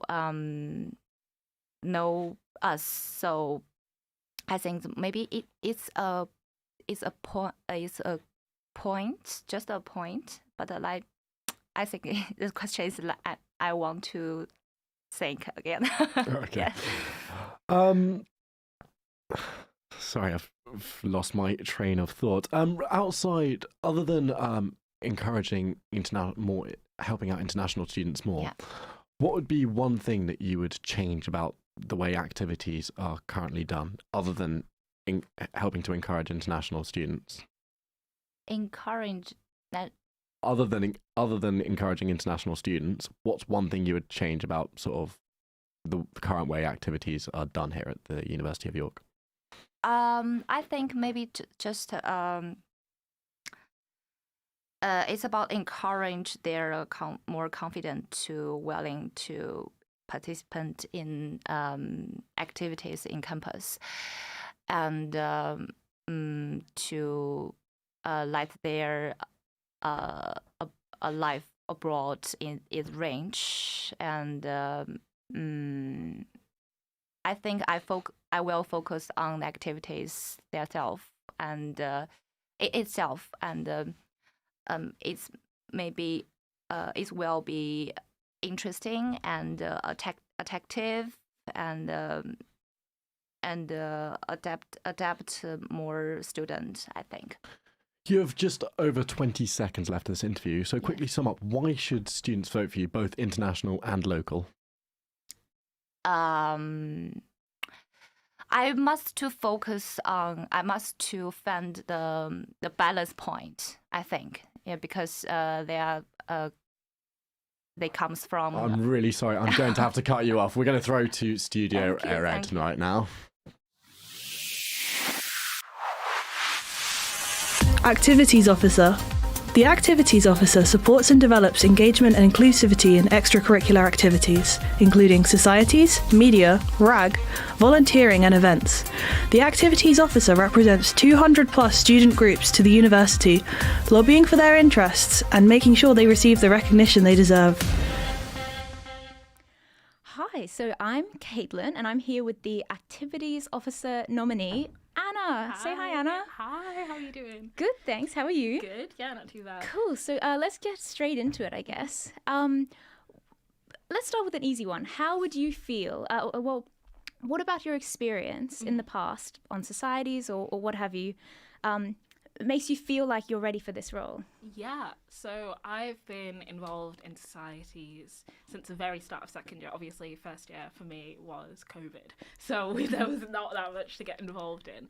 But I've been involved in mostly performance societies for about 2 years now. I've been on committee since the start of this year for ShakeSoc, but I've been working with committees and throughout societies for almost the entire time I've been at uni. I've been on the BAME committee, the BAME network for a very long time now. Well, I say very long time, since the start of this year. Feels quite long. Yeah.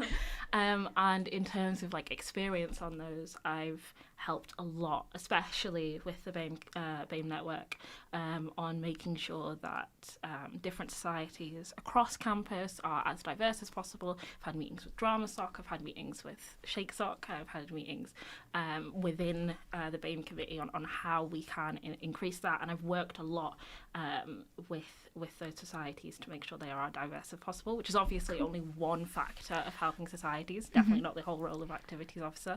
But on top of that, I've worked with Rohan, who's the current activities officer, very closely through the latest project I've done, which is the BAME Creative Showcase. And then on top of that, sort of outside of uni, I've worked as an events officer independently for a year and a half. And we did an online events company called Enchanted Events. I was able to manage an event with over 1,000 people. So yeah, I'm really confident with sort of the structure of activities and how they work. And then obviously my experience working within societies has helped me a lot with that sort of getting to know the amazing things you can do as a society, but also kind of the struggles that you face and things that I would definitely like to change as activities officer. Cool, yeah. So you think you're ready to represent all 200 Yes. societies? It's a big job. Yes, well, I definitely think so. I think that when you get involved, even on one committee, you're immediately kind of opened up to this whole world of like the inner workings of USU and working with USU. I've worked on more of a holistic side, again, with representation with Ben Villamy, who's the CEO of Charity and used to be the CEO of USU itself. And I've had a couple of meetings with him and had some really great conversations with him. And I've really been encouraged by a lot of people on that side of USU to kind of go for this role. And so it is a big job, but I do definitely think I'm up to the task for it. Cool. In your manifesto, you focus a lot on accessibility. What does that mean for you? Yeah, so I think accessibility, it's such a big word, and I do use it a lot, but for me, it's just making sure that every student on campus is able to feel as comfortable getting involved in activities, whether that is societies, whether that is USU activities, whether that is just extracurricular activities within their own sort of courses. I want to make sure that they feel as comfortable as possible. And then also on the other side of that, getting involved in committees itself can be such a daunting job. You know, I know people and I know myself have definitely kind of struggled with sort of balancing sort of a kind of work-life balance with societies, and I want to avoid that as much as possible. Getting involved with a society, whether it's just as a member or on a committee itself, it should feel fun and it should be like you're able to make change on campus. This is something that's been brought up recently, and you mentioned it quite a lot in your manifesto, the goal of supporting societies and making these roles less taxing for students. Student media in particularly has long hours and quite a lack of support is coming through from USU right now. Do you have any specific ideas of how to combat this? So from my side and my experience is, you know, I've worked with TechSoc, I've worked with Vision, I've worked with a lot of performance societies. You know, DramaSoc is one of the biggest theatre companies in the entire country. And when you're talking about these societies, you see sort of the chair and the secretary and also just any person putting work into it, essentially working a job. I think one of the best things that we can do is make sure that they have the support they need. As it doesn't feel like it's the end of the world if they need to take a step back. That's a good point. Yeah. And I think, you know, the sort of structure of like AGMs and elections and things like that is super important, but also making sure that we can integrate committees in a way that that people aren't constantly relying on themselves. People can take a step back and say, for now, I can't necessarily fulfill all of my roles. Doesn't mean that you need to hold an AGM or you need to hold an election, but I do want to make sure that I'm taking time for myself. And I think one of the priorities as USU, as the sort of structural basis of committees, is to make sure that that's as easy as possible. So yeah. Yeah, great. Additionally, on the note of USU, I guess, there's been a lack of candidates running for volunteering officer and raising and giving officer, which come under your sort of sphere of influence if you were to be elected. How do you propose to deal with those challenges going forward? So I think one of the kind of frustrating things I've seen throughout RAG and volunteering is sort of this idea that it's a kind of add-on. It's something that you just chuck on to different like USU events and USU, and it's something that I've been guilty of like I've been organising an event. I'm like, oh, we can just add a RAG sort of element to it. But I think kind of working to, instead of adding it onto events, to make it a centre point of USU and making it a centre point as the role of activities officer, it should just be it should be something in partnering with societies rather than something that's kind of an afterthought. Which I definitely think makes it more appealing. I think the reason that people tend to go for different USU positions as SABs is because they feel that they can make a change, and I think that you're only really put in a position where you can make a change when that role is centred within USU and within the university as a whole. Do you think by making that position more noticeable, more promoted, you'll be able to convince people to run either this year or in the future? Like you'll make it a more... I think definitely, like reflecting on myself as to why I decided to run for activities officer, or having conversations with previous SABS officers, or even having conversations with people who've decided to roll for things like BAME officer, I think all of the sort of feedback I've got from that, and I've got from myself, is that people want to be able to take a stance and make a change. And I don't think that anybody thinks that charity is not a worthwhile sort of thing to pursue, but I think that when you centralise it and when you make sure that there are events that are centralised on it instead of it just being an add-on, you then see that people kind of gravitate towards it better because they actually think that it's something that they can actually affect. So, yeah. So with accessibility, volunteering, all these aspects come under activities. Also, you've got the student centre. Just a brief note on that. Any ideas going forward with that? I think that making sure that it's actually utilised as much as possible. Again, being on committee is something that is really, really an afterthought.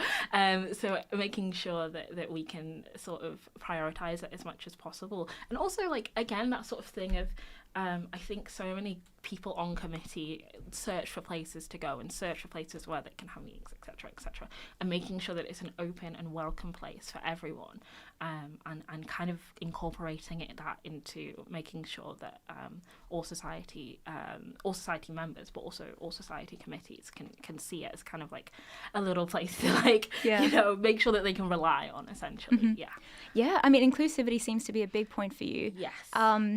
In terms of accessibility, just quickly, there was a concern that your Instagram isn't accessible enough in terms of some of the font and the alt text. Is that just something you hope that to is definitely so work on? I was put in contact with this about this today as I was on my way to work, and I got in touch back immediately. It's something that I'm going to be changing immediately, probably as soon as I leave this interview. It is one of those things that really shows, I think it's horrible that it happened in the first place, but I do think it shows how important it is to be receptive to change. I think there is always, when you're somebody who, for myself, I've worked for accessibility and inclusivity my entire time, I think that it's important to make sure that we're responding to it as quickly as possible and honouring it as soon as possible. Yeah, I mean, it's going to be a learning curve, Definitely. and I think that's exciting for you, yeah? Yeah, it's being open to learning new things is Thank so important. you very much for coming on tonight, Anna. We're going to Studio Blue now. Black, Asian, Minority, Ethnic, BAME Students Officer. The BAME Students Officers represent the views of students at York who self-define as BAME, which is including but not limited to students of African, Asian, Arab and Latin American heritages. They campaign within the union, university and in wider society, promoting equality for BAME students and celebrating the diversity of culture within the student body at York. They also lead the BAME Students Network and host regular social and campaigning events. And hello, I'm Maya Dowdle and I'm here with Neo, who is standing for the role of BAME officer. So let's just start straight away with a question about yourself. So can you give me specific examples of work or action you've taken in the form of committee positions, volunteering, kind of anything that demonstrates your commitment to the role, even outside of university? Oh, most definitely. So I'm the current vice president of York Politics Society, and actually by coincidence we had an event just now before this. I held a talk on the German politics of remembrance, and yes, I'm also editor-in-chief of York Global Affairs, a wonderful media society here on campus focusing on international news. And I also play Ultimate Frisbee on the uni team, and I'm I love swing dance, so check out the Swing Dance Society here on campus, and obviously jazz, so Vanbrugh Jazz, come along Monday evenings 8:30, and I'm a member of the house band. Jazz.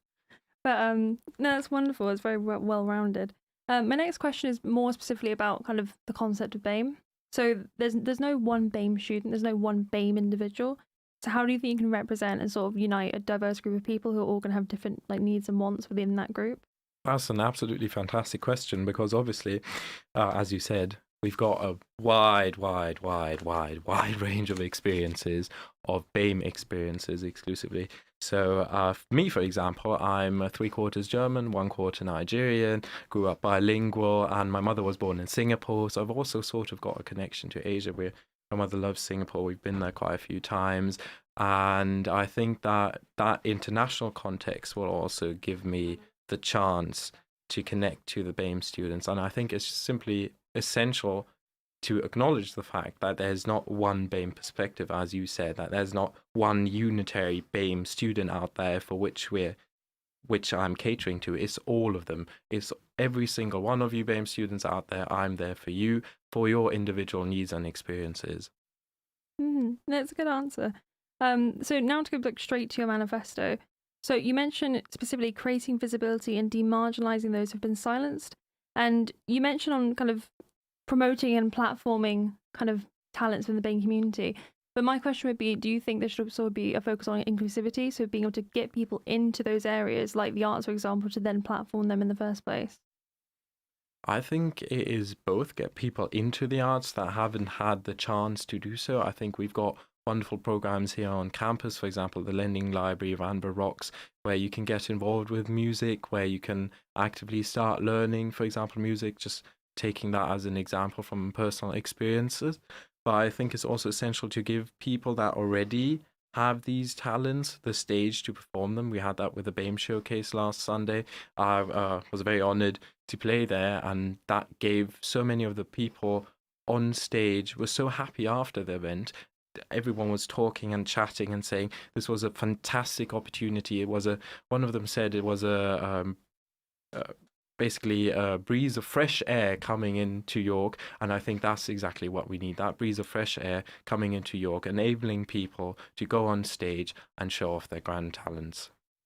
No, I mean, it's good that you linked into the showcase, because I was going to bring it up as well. But in the last sort of 40 seconds, sort of being aware of those things, and like kind of the Regal Beings kind of fashion show we had last year, being aware of all these events that we're now having, kind of you mentioned wanting to create new spaces, showcase talent. So kind of where would you go with that in the light of all these events we're starting to push towards? What would be your kind of ideal way forward? More events like that, or something slightly different? I think, first of all, more events like that. So make the BAME Showcase at least a yearly thing, make the Regal Fashion Show at least a yearly thing, and then create new spaces, not only maybe for music and the arts, for fashion, but also for visual arts, maybe even for cooking, for example. I think food is a very, very good means of connecting people. Right, thank you, Neil. I'm going to have to now pass to Studio Red for our next interview, but it's lovely to hear from you. And lovely, thank you very much.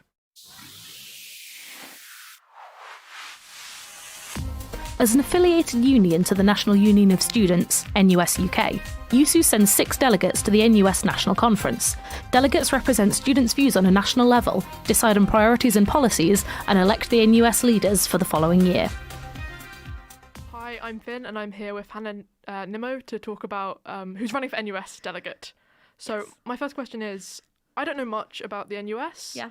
It's not a thing that's talked about very much, so why do you think it's important? Yeah, to be honest, I think you're not alone in that. I think a lot of people sort of might have a vague awareness that NUS exists, but don't really know what it is and what it does to benefit students.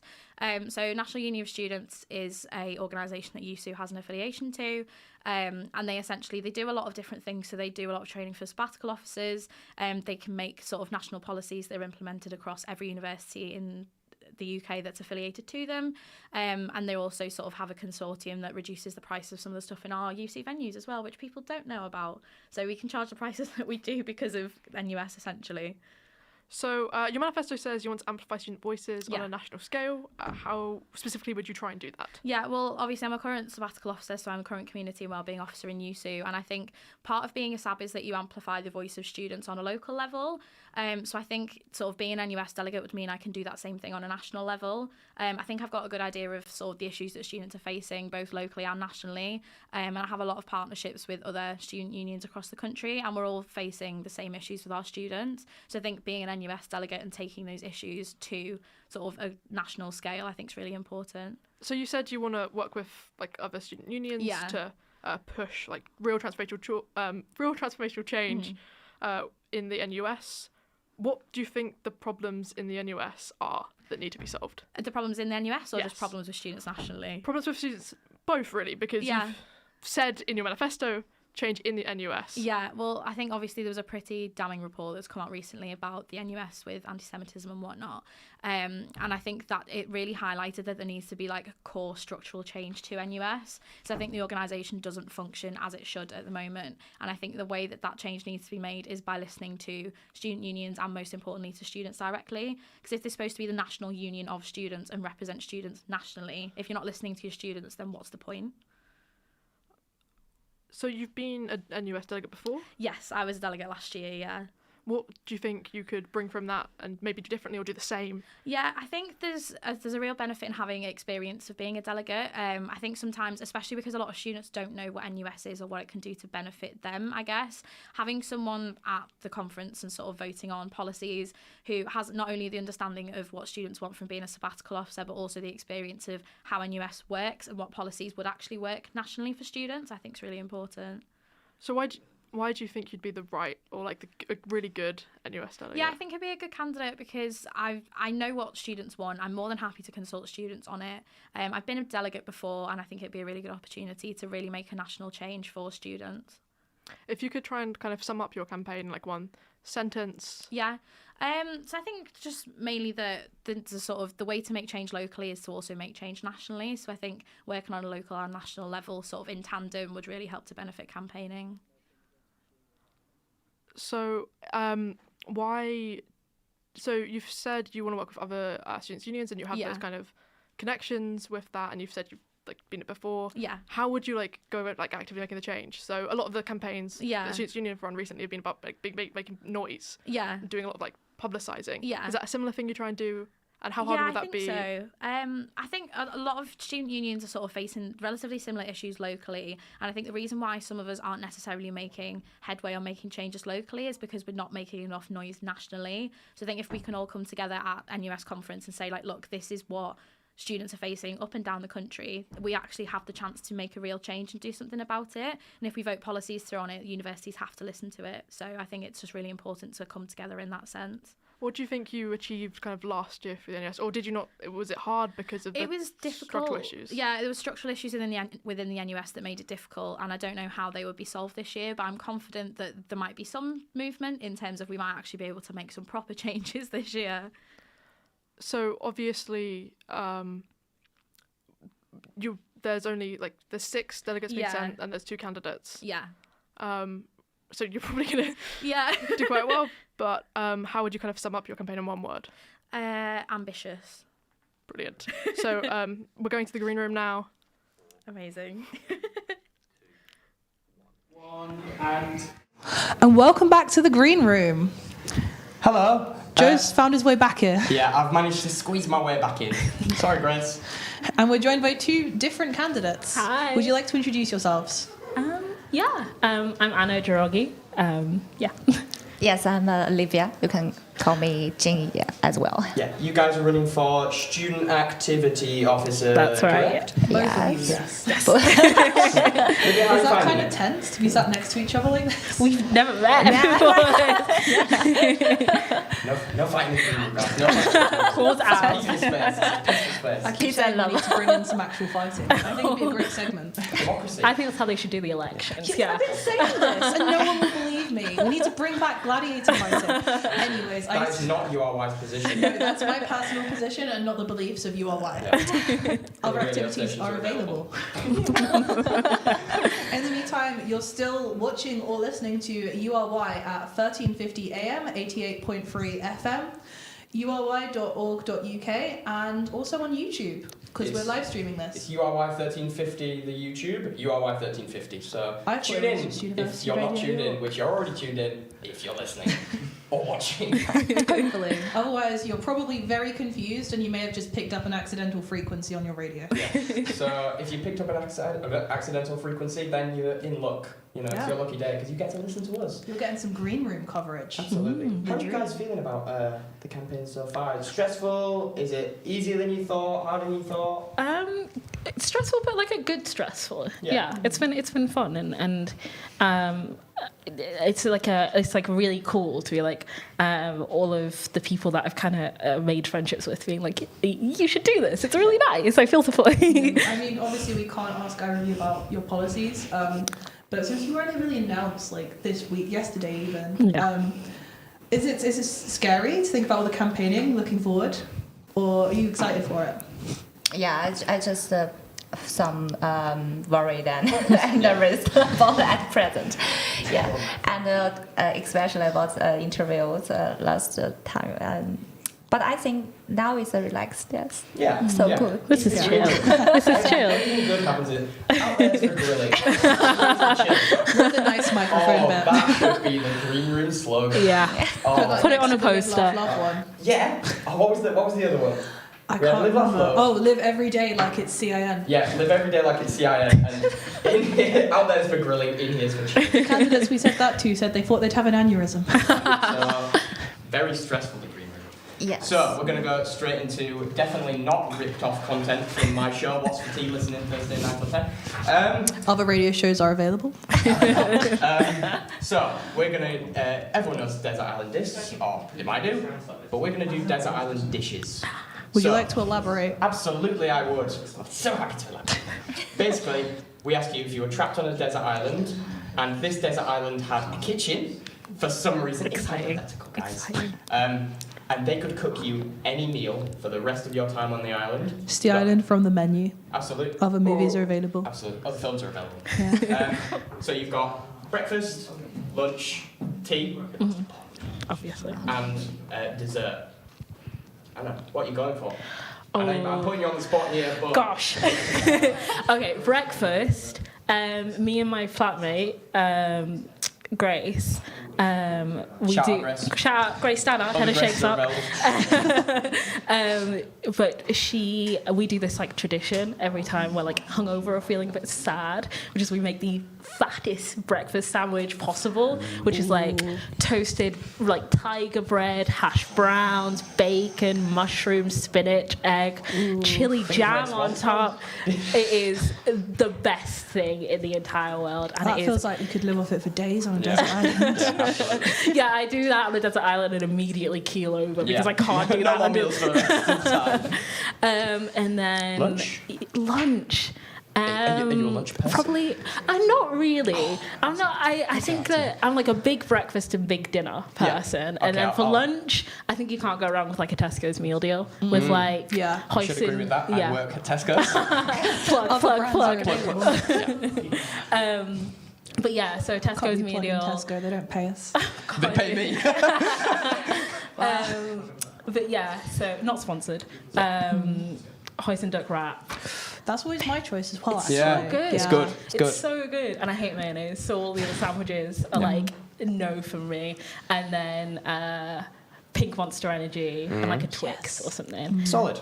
Solid. And then for dinner, specifically my mother's beef bourguignon that she makes once a year, and then she's like Christmas, so she puts mulled wine in instead of normal But red the problem with wine. that is, if you're eating it every day, would that make it not special, or would you cherish it I every would time you ate cherish it like a fond memory. Correct because I'm answer, on a correct desert answer. island and I can Yeah. never see my mum That's again, true. so I'm like, wow, this is a memory every But you single can- day.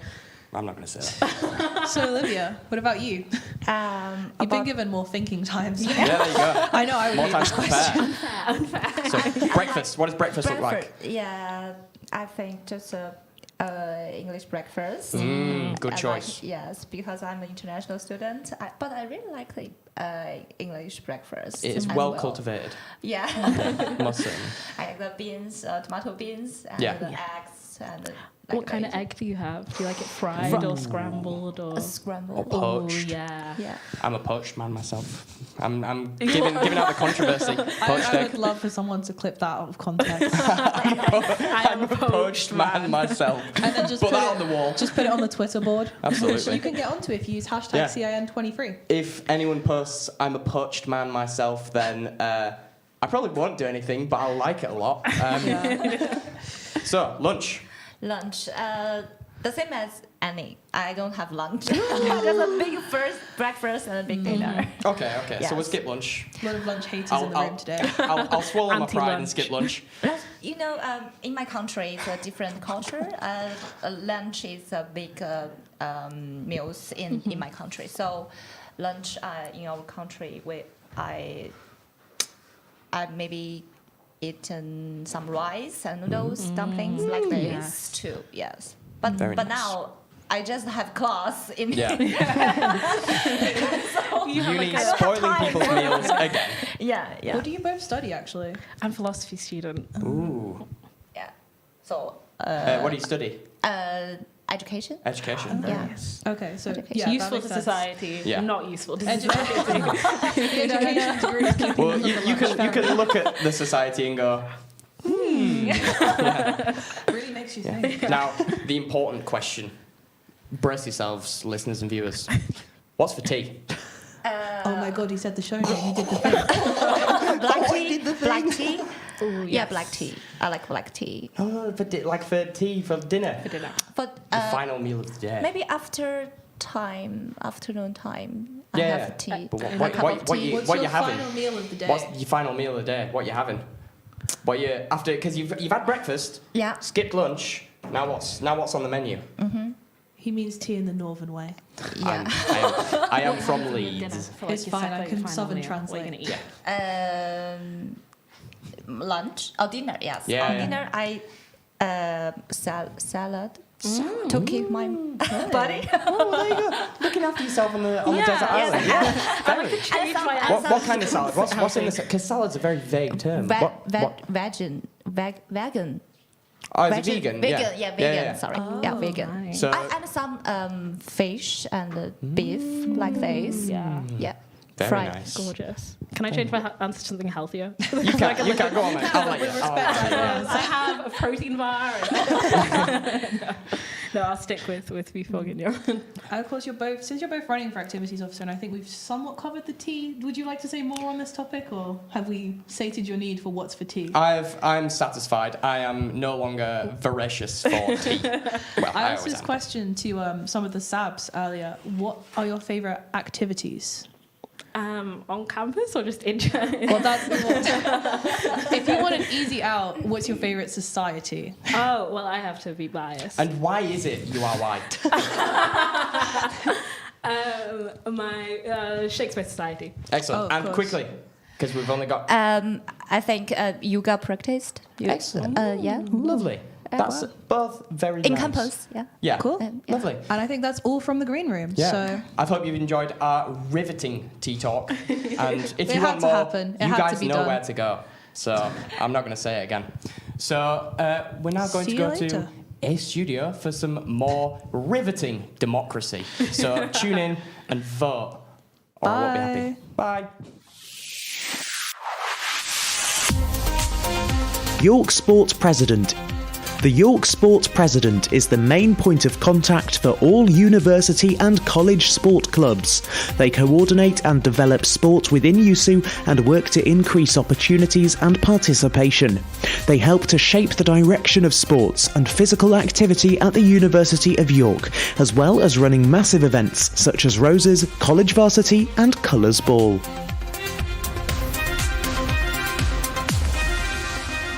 Rolf, and I'm joined by Jamie, who's running for the Sports Union President position. So, Jamie, welcome to URY. Hi, first time being here. Right, brilliant. Could you just introduce yourself quickly and tell us why you're running for the role? Yes, so I'm Jamie. I'm a third year, studying art history and curating. And I'm running because I have a lot of experience in sports. I've worked for a football club for about 2 years. I'm the president of a book society at the moment. And I feel like I can bring a lot to the role with Frankie going. Unfortunately, but with Frankie going, there's a gap there, and there's something that needs to be filled. And a few of us know that there are changes that we want to see, we want to make happen. So that's why I'm here. Do you have experience playing on York sport teams at all before? Yeah. In terms of, I'd say, well, the sports that I do are pool and darts, which for everyone, that's not a sport, but for us it is, and it's an integral part of college and uni sports. So. Okay, so you mentioned in your manifesto that if elected, you'll ensure a smooth integration of sport into the semesterisation coming in the next academic year. Yeah. What impacts are you expecting there to be from semesterisation, and how are you going to ensure that integration? Yeah, especially for college sport. Like for us, we run our college in my society. We run our college sport over the first 2 terms and then have independent tournaments in the third. So you get 20 weeks of college and then 10 weeks doing other things. That's going to throw off our system completely because otherwise we're going to miss our independent tournaments. We're going to miss the chance to prepare for bigger university tournaments. So what I'm going to do is make sure that people could get enough college time and also uni practice and uni prep. So that probably means changing the college weekly system for sports that it doesn't quite fit to, like mine. I'm sure some will be a smooth integration, but there'll be some where it won't be, like Paul. So for that, we'll have to change the system, change the weekly basis, and make sure we put in enough that it's going to work for the new semester. So how exactly will it be different? Yeah, so I mean, what I said in my manifesto is that I want sort of a bit of a transition time, which is what the university's doing as well, and they're planning. I mean, it's hard to know because their holidays, they're looking at, I think, 3 weeks over Christmas, 2 weeks at Easter. That might change fixtures, so I think coordination across the board with sports will help. Improving coordination, I mean, talking to people like what Zach Shepherd does this year with the college sports communication, making sure that college and uni both go together. So organisation, coordination is probably one, which is another one of my points. Okay. So another one of your main manifesto points is to create an efficient financial plan to tackle the cost of living crisis effects on sport. Yeah. What is in this plan if you're elected? And is there a way to create an efficient plan without increasing the cost of sport on students? Yeah, so without increasing the cost, yes. I hope so. Okay. Maybe not. For me, it's more about giving more money to the students so that regardless of whether the cost goes up, we do okay. Okay. I mean, YouFund put in, well, we got £16,000 from YouFund in the last 21-22 impact. 11,000 of that went to the activities grant, and that was then served to, I think, over 230 students. Can you confirm for me where you get these figures from quickly? Yeah, from the user impact report, Awesome, 2021, 22. And using these figures, I'm hoping to get more money than just YouFund and that one single sort of source, and to try and get some more money in so that we can use the access grant for more and also to promote it more. I mean, 230 is a great number. Don't get me wrong, that's an amazing amount of people, but that should be more. I think that should be more. And regardless of whether sports goes up with the sort of cost of living and things like that, putting more money in the first place is, in my opinion, the answer. So we've got to source that money. Do you have a plan as to where to source that money from? No, not at all. Is that something you'd have to look into? Yeah, I mean, I've not been sports president before. Okay. I don't know the financial in and outs. I'm completely new to this, but I'm sure that within a few weeks someone will have walked me through all the avenues for revenue. And I'm hoping that the plan set up for next year, for when we come in, or when someone comes in, is good enough that we can adapt around it. I think there's a lot of concern, especially with college sport, that the price of a college membership for sport has gone up quite a lot recently. Yeah, absolutely. And I think the initiatives now, I'm not quite sure on, but in the past, Vanbrugh have had free sport memberships for certain groups, certain sports. I'm not sure if that applies across the board, but they've had initiatives like that have helped people out. And with college sport memberships going up, I mean, I'm a Bucks president. I put up my own membership fees this year, quite shamelessly. But that's what we have to do to get by. The costs will go up. So the funding we need to fund students, I think, needs to go up from the source, from where it starts, because people might end up spending more money with raised prices. If we can bring those prices down, incredible, amazing, and I'll try my best. What is the funding you're going to get going towards exactly, just to clarify? What's that, sorry? The funding So towards... you're saying you need more funding for students in sport? Yeah. Where's that going to, if not lowering costs for them? What's it for? Is it grants or something? Yeah, so the YouFund one's a big one, and alumni funds and things like that. So it will go, some of that will go towards what I was speaking about earlier with the Access Grant. The rest will go straight into the college fund. Okay. All colleges will then, I mean, I'm not sure if I can dictate those funds, but if I can, they'll be split equally across the board so that everyone sees a fair lowering of said costs. Okay, well, beyond financial accessibility in your manifesto, you talked about increasing inclusion by creating sensory spaces on campus to establish inclusive and accessible sports viewing areas. Yeah. Could you explain to me what you mean by those areas? Yeah. What would that look like? Yeah, exactly. So when I worked for Sheffield United, we had a sensory room. So Watford Football Club were the first in the country to introduce a sensory room for viewers at sports. So it is a room, well, a bit like the one we're in now. So it's dampened.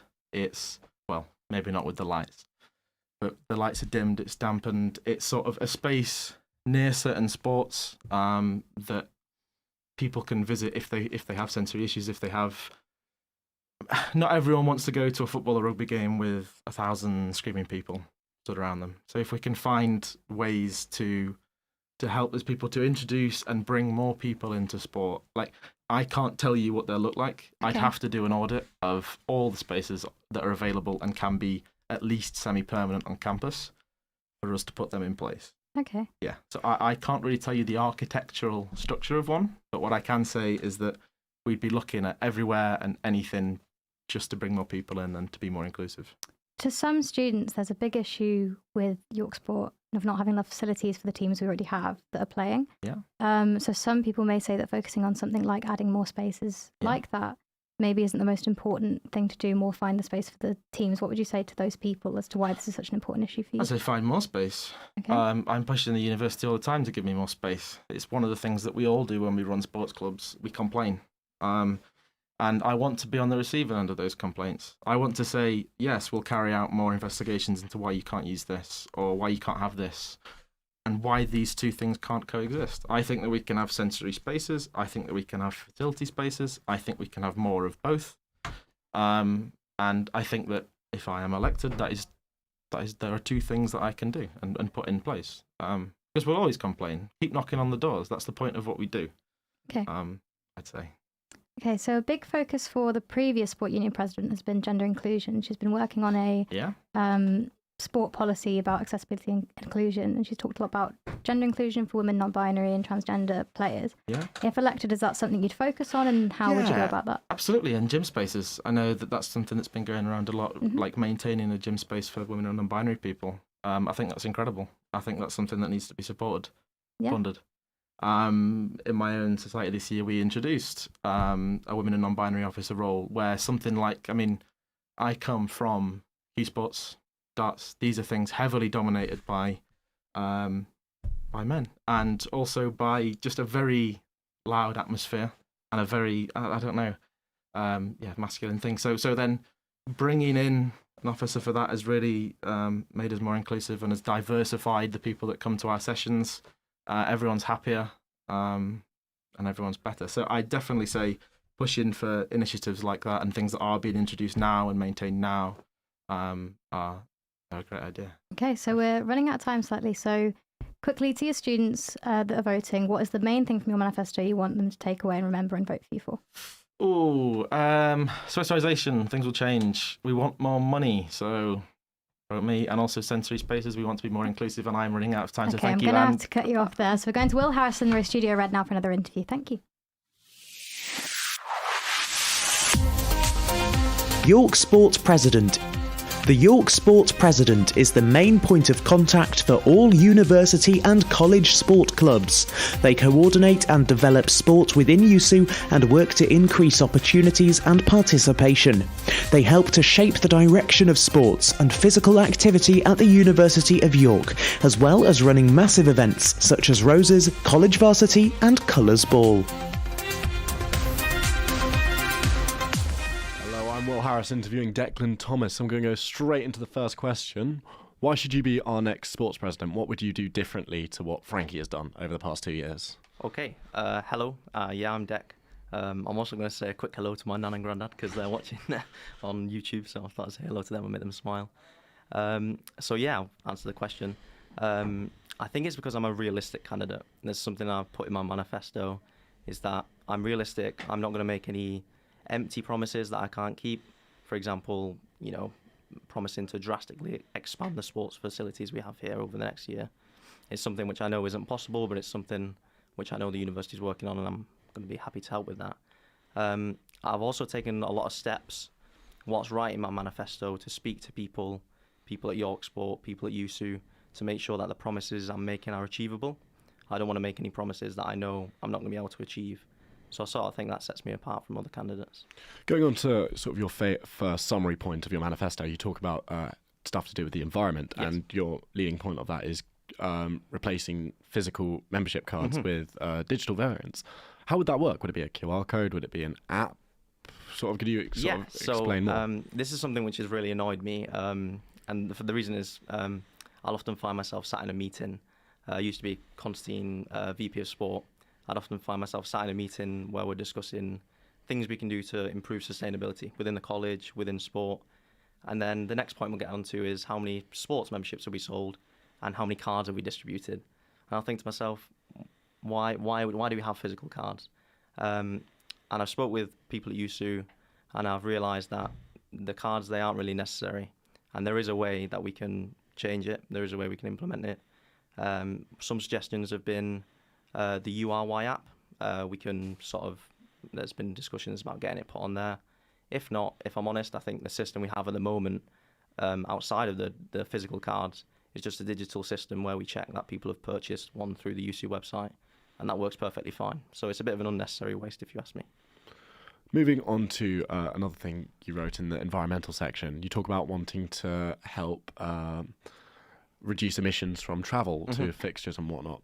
How would this work, and how would you ensure that students wouldn't have to be affected by additional costs, if there were any, to go to less carbon emissive ways of travelling? So this is something else I've spoken with people at USU about. Often teams will be travelling, mainly university teams will be travelling to fixtures at the same venue. So for example, 4 teams in one day could be travelling to Durham to play one team a badminton match, one team a football match. However, their games will be at different times of the day. So I think it's about working with teams, communicating with teams to find when are the times where teams could realistically travel together to save on those emissions, where it's no extra cost for anyone.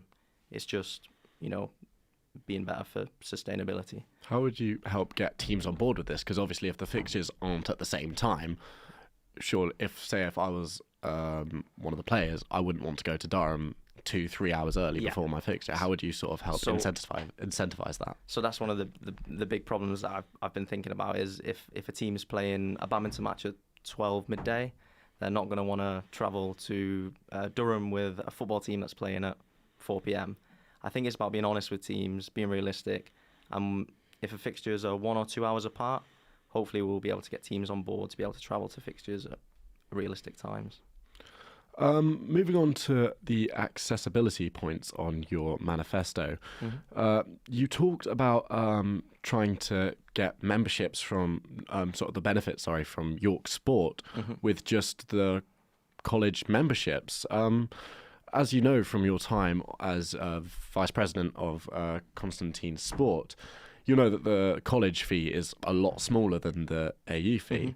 What incentive is there for York Sport to want to give out any meaningful discount to students who only have a college membership rather than the AU membership?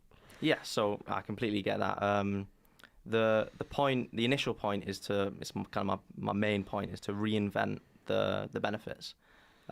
So at the moment, as it stands, college sport members, they don't really get any benefits other than obviously access to training and playing fixtures. So I wanted to sort of replicate the AU benefits in a similar way, and also change those benefits slightly because not many teams sort of utilize those. So I want to make more useful benefits. I'm not sure what those look like yet, but it's something I'm quite excited and looking forward to working on. In terms of your point about York Sport, how they're going to get on board with it, it's a question that I know I got asked quite a lot last year. And I think I'd probably say that I've already spoken to them to make sure, as I said before, that it's a realistic thing that I can achieve. But it's about getting more students to them to utilise their gym facilities and access to gym facilities, but also making sure that students feel like they're getting a benefit from their college sport membership. Thing is, at the moment, there's already like a freshers discount for the gym.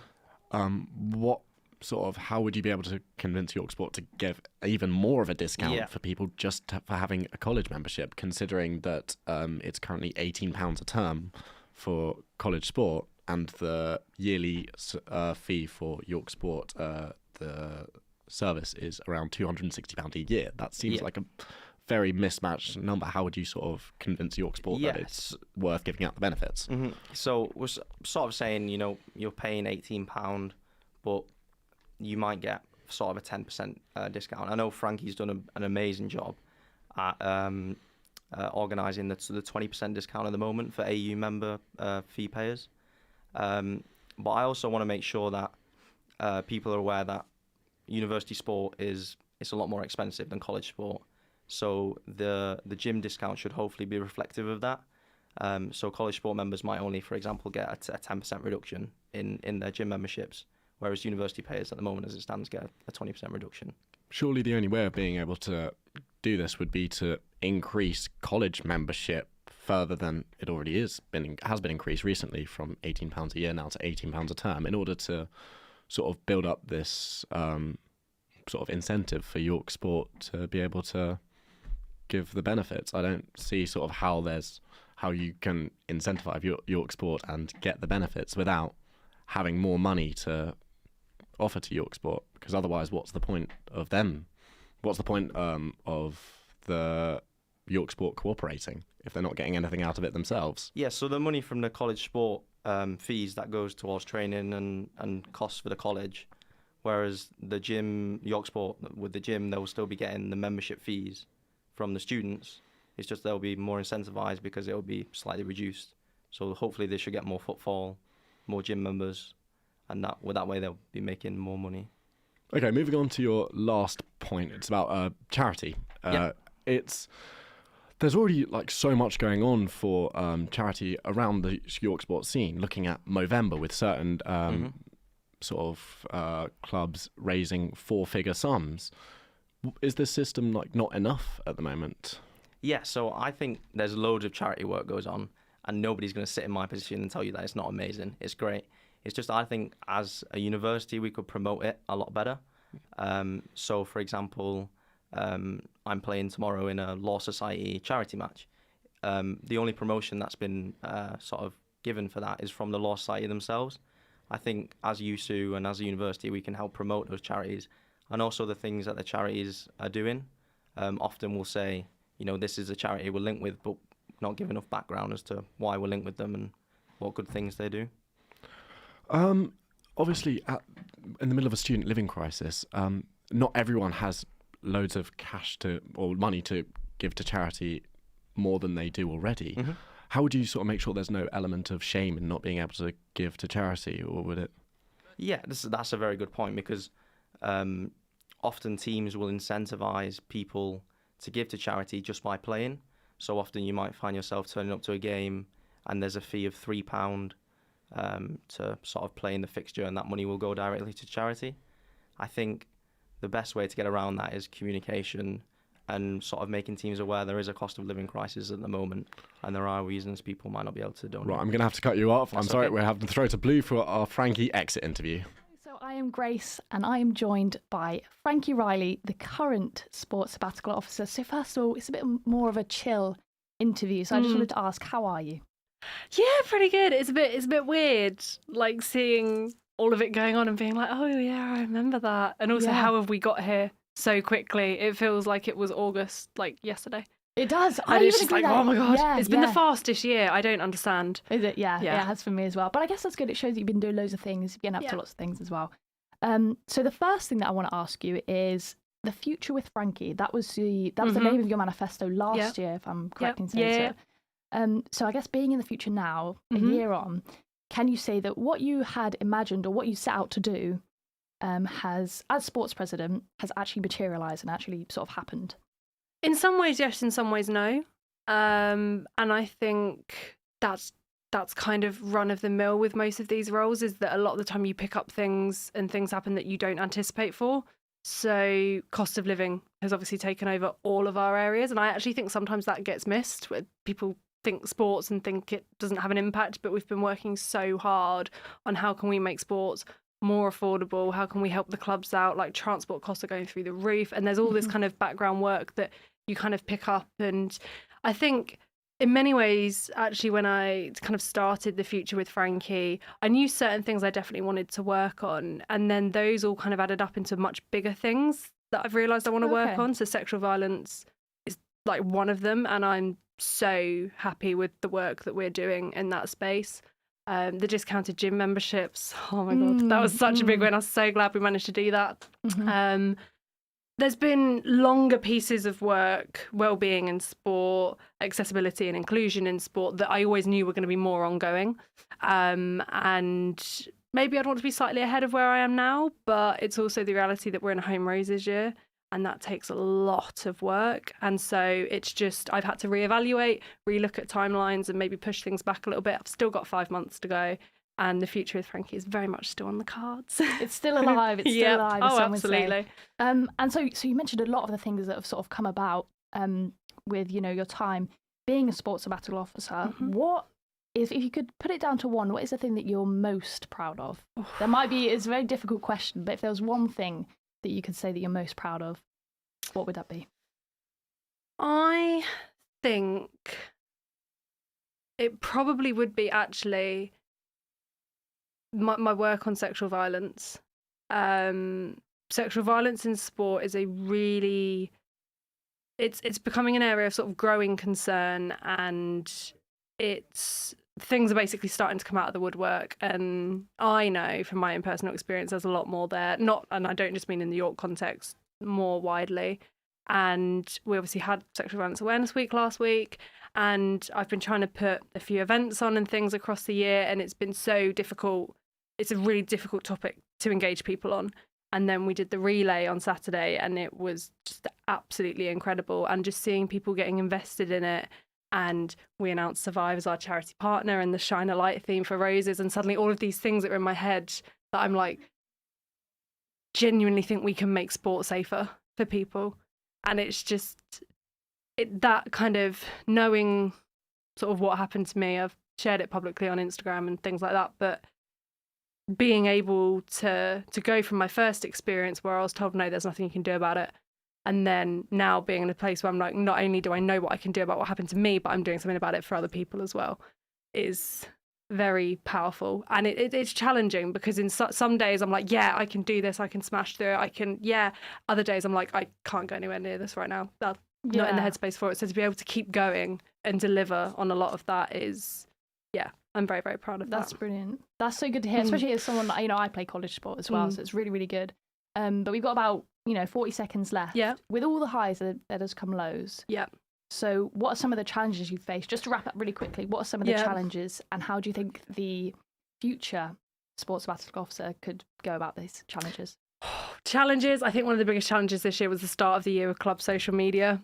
We had to host an emergency meeting to basically nip some things in the bud. But that was a proactive approach that most other places wouldn't take. So I was again really proud of that. You've just got to remember, like, people look to you as a role model, and you get to set the tone and the culture. That's brilliant. Go for it. Thank you so much, Frankie. We're going to have to end there. We're now heading over to Studio Red.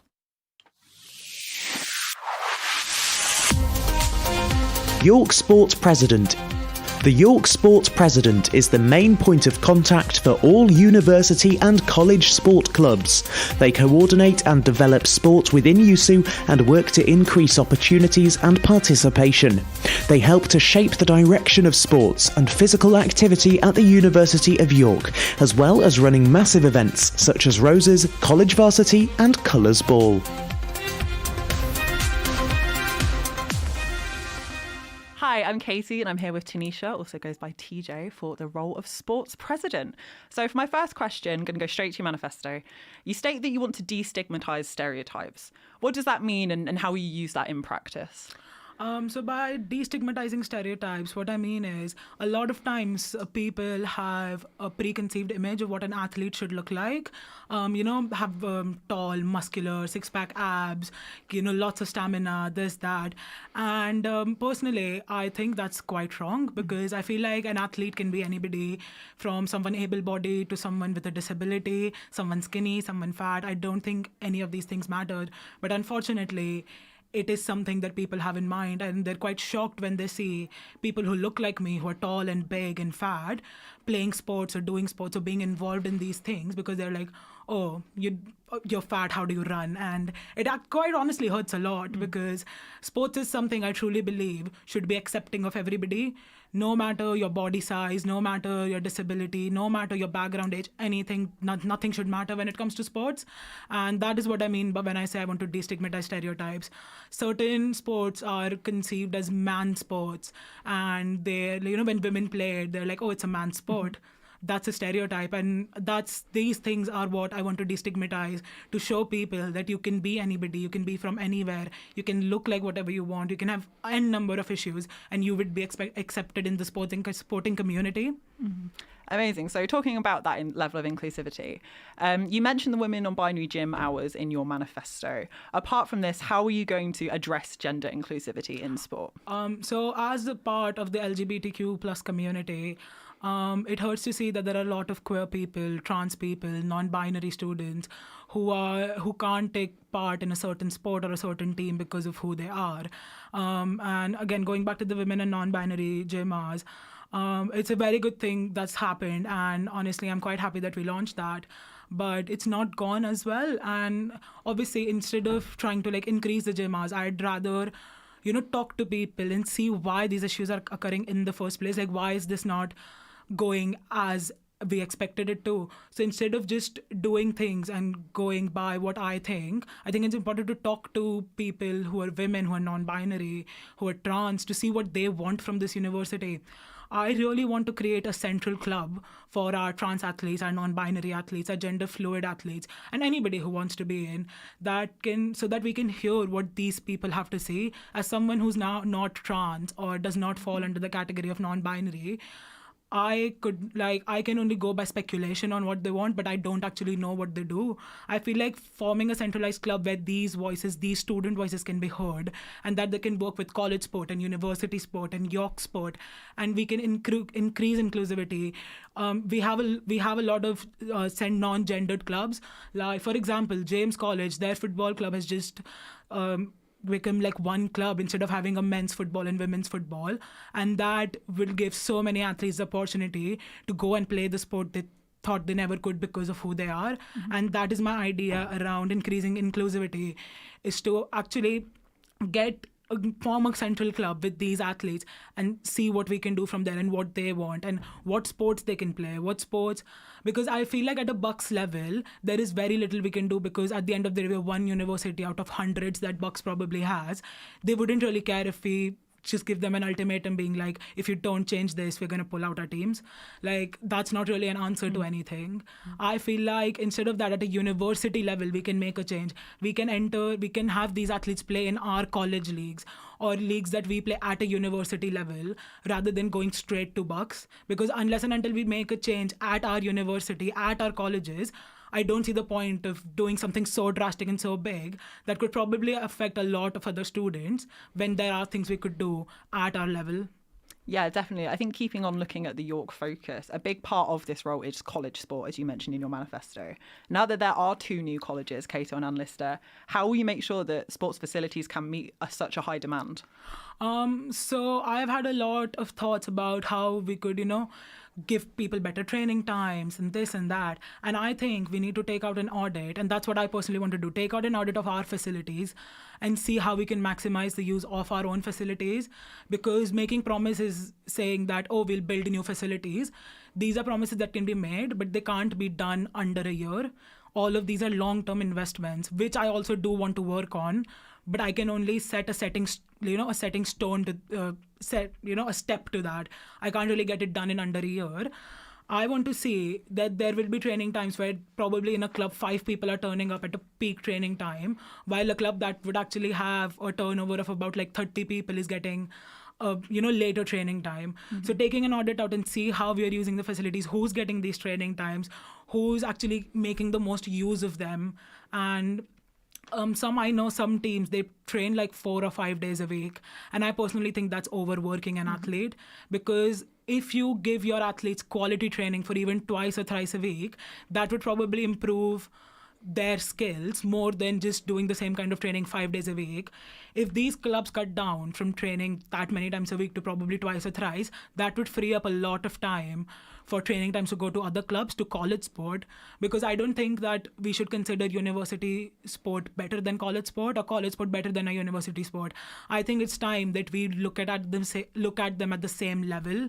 Our college sport system is probably one of the best in the country, and I will stand by that. And I think we need to put it at par with university and show the people who play college sport that they're not under university sport, they're at their own level, and they deserve as much recognition as a university sport does. I personally believe college sport is one of the peak experiences of uni. I have talked to a lot of people who said that it's been their defining experience at university, being a part of a college and being part of a college committee. And that is something we should be able to work on. Definitely. So continuing on about colleges, pre-COVID, college membership was a lot cheaper than it is now. It is now £18 a term. How are you going to make sure that sport is accessible when it is so expensive?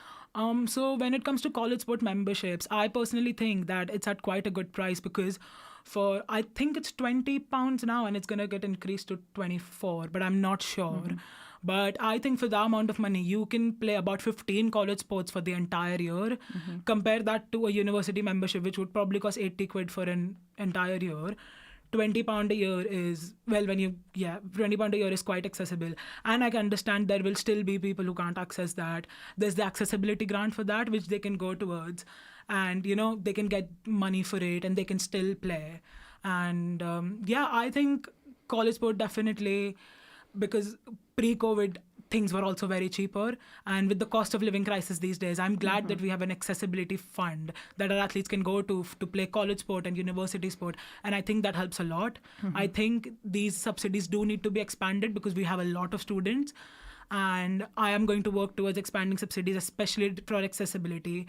And that doesn't mean financial accessibility. That means more disability sport, more spaces for people with disabilities, because not every disability is visible. Some are hidden. And a lot of times people question that, because just because you physically don't look disabled, they'd be like, oh, you're not. But that's not the case.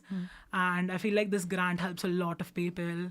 And Yeah, so on to my final question. So you mentioned in the York Vision coverage, given sports such as archery and ultimate frisbee more sort of representation, but they are already Rose's sports and they are covered by the entirety of student media. So what do you mean by this and how can you further represent them? Yeah, by that I was just giving an example of what a smaller club would be like, because I feel like there is the smaller clubs, and that was I use an example of like archery. They're like ultimate frisbee, amazing club, and honestly I didn't know that it existed before I came to university. And once I found about it, I was so happy that there's an unconventional sport like that. But then I think a lot of students, especially like international students, wouldn't know about these sports because they're not as conventional. And this is why I meant that I want to give smaller clubs a higher representation. Doesn't matter if they're Rose, but throughout the year. And that extends to college sport, not just university sports. Okay, really, really quickly, what is one word that you would use to describe your campaign for why students should vote for you? Really quick. I might have to cut you off. Inclusivity. Amazing. So thank you so much, Tisha. We will now be heading over to Studio Blue with Grace for an international PTO candidate.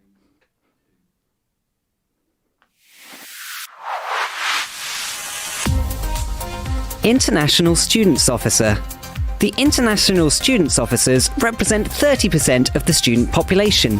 They hold drop-ins, support international events, and ensure that international students get the fairest deal while studying at York. They lead the International Students Association, ISA, a student network which enables cultural exchange, addresses welfare issues, and fosters a welcoming community for international students at York. Hello, I'm Grace, and I'm now joined by Maz and Mariam, who are running for the International Students Officer role. So let's just dive in straight away. My first question is that on your manifesto you propose that the university should reserve accommodation spaces specifically for international students. Now, is this compatible with the rest of your manifesto when you talk about sort of the isolationism that international students might feel? And is this compatible with sort of USO's whole aim of equity and equality? Is this fair?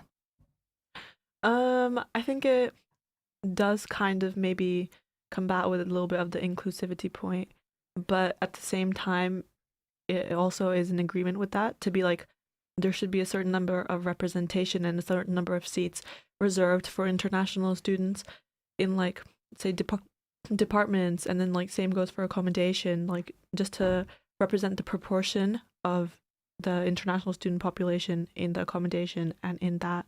And it's not like separating them completely in the flats, it's just like, just so people have that option and like they know they have some security in knowing that like there's a certain category available for international students to apply for. Yeah. So you mentioned representation there. How are you going to ensure that international students are represented? And in what ways do you think that international students potentially aren't represented as much as you'd like currently? With reference to, again, inclusivity and representation, like you mentioned, having spaces in accommodation, we'd also like there to be spaces specifically for international students with regards to colleges, committees, and departments within the university. So let's say I'm doing linguistics in the linguistics department.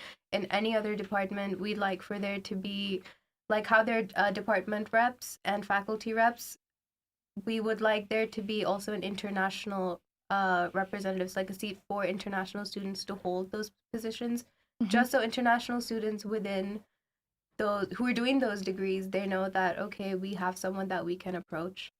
And how are you going to go about implementing this? We would obviously take it up with departments, we would take it up with colleges, just so that we know that like the university is doing stuff to get, you know, international students represented. Every individual college has the international officer, but we want that to go one step further with departments as well. Brilliant. Okay.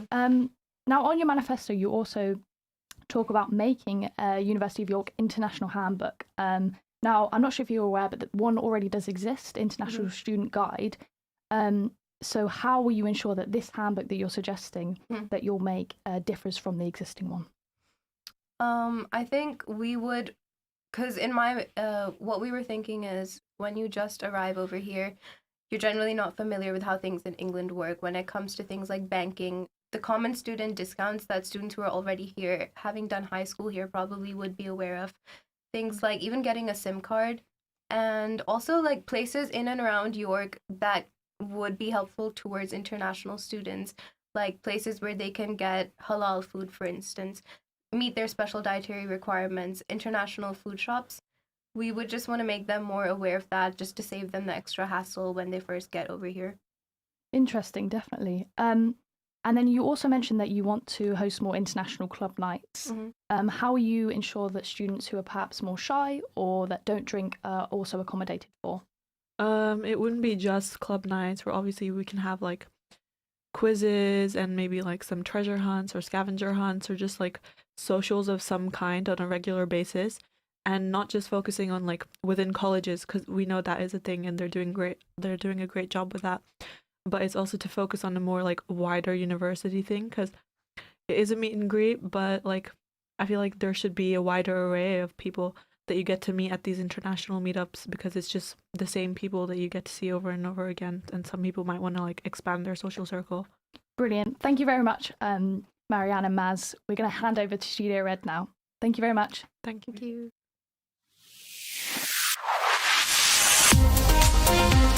Academic Officer.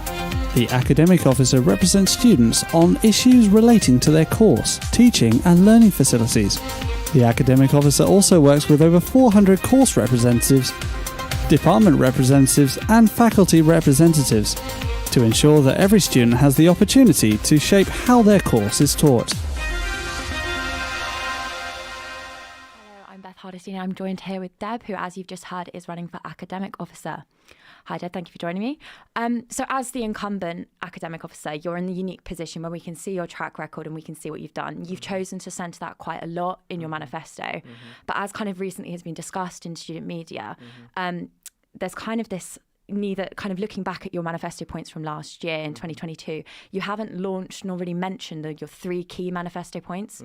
Why should students think that you're going to carry out any of the manifesto points that you're bringing up this year? Right, it's a very interesting question. First of all, I remember what I have mentioned in my 3 manifesto points. First of all was the online priority, like the online learning skills. I went to the university regarding the same. University came back to me and they are working with Future Learn. It's an online platform which has provided free courses for the university students, and it's early stage. And I have requested them to reach out with Coursera or edX. They said, like, we have tied up with Future Learn, so we'll be launching this campaign or this online learning platform with Future Learn. Few of the courses are still available. That's why when I reached out to the university regarding the same, they came across like we are only working with Future Learn, and I have been in touch with PVC Teaching and Learning, Professor Tracy Lightfoot, and she assured like Future Learn will be the next online platform which university is looking forward to it. So even though you're saying that you've had these initial discussions about lots of things, why is it, do you think, that students might feel as if you haven't achieved the things that you did promise last year? Yes, there are a few more key issues which I think and I believe are more important than the online learning platform. First of all, is the self-certification, which I've been, which I launched the campaign with our union Press Pierwick this January. So I believe like there are other important things which need to be addressed, and I'm learning continuously. Yeah. And with my learning, I came across whatever manifesto point which I have mentioned last time.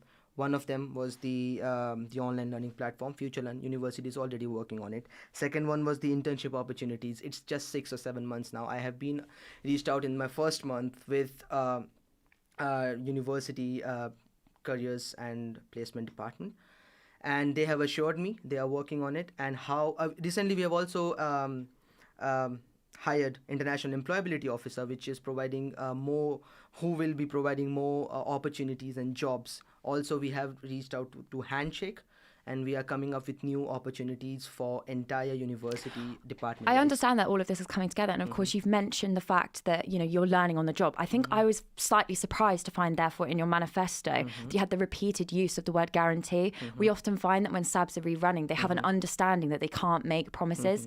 You're making promises again. You spoke about self-certification. You've said that you're going to guarantee more days, and I think you should know, and you will know, that as an academic officer, you cannot make such a promise and guarantee that you will fulfill this. Is it therefore not misleading student voters to get you for a second term? Absolutely good question. First of all, when I ran for the first time, I was a student, and all the manifesto points were from student point of view. Yeah. When I entered the role, I understood what I can do, what is more feasible for the students, and whatever points I have mentioned, it's guaranteed coming to the next academic So year. you can guarantee that next year students will have more votes? More SSPs, yeah. More guarantee. You're going to guarantee more jobs? Improve the SSPs, improve the EC, and also the self-certification is going on. I think we all know that. We've seen this year more than anything, cost of living crisis, there's going to be things. Guarantee is an exceptionally strong word where you haven't followed through in terms of delivery of your previous manifesto points. Is this not misleading? Hang on.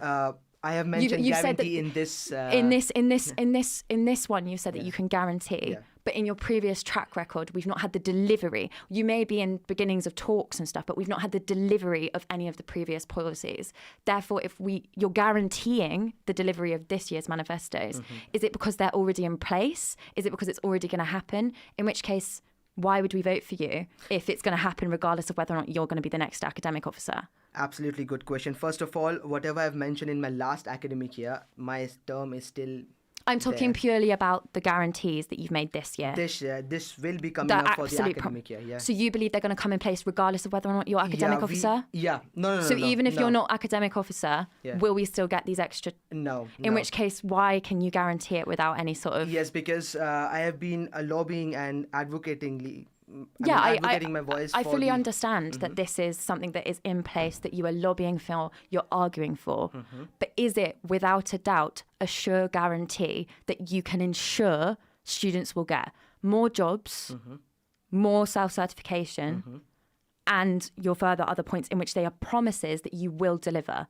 Certainty, 100% certainty. All the 3 points which is mentioned in my manifesto are 100% sure. Like, I will be coming up with new SSPs which will be improved. But you aren't the person who decides if that gets delivered. Do you understand what I mean? As in, this isn't something where you're the only person involved and you can't guarantee what other actors like the university, like the academic departments will do.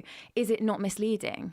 it's completely not misleading, because we have been, I have launched the campaign for the same, for the Improve SSPs and EC support. So I have been working with the university, and if I stay in this role, I will be able to, whatever I have mentioned, like how to improve the SSPs, I have came up with more rigorous approach, which can be very much useful for the students in terms of SSPs, in terms of EC, and also how we can, look forward for the summer term for the self-certification.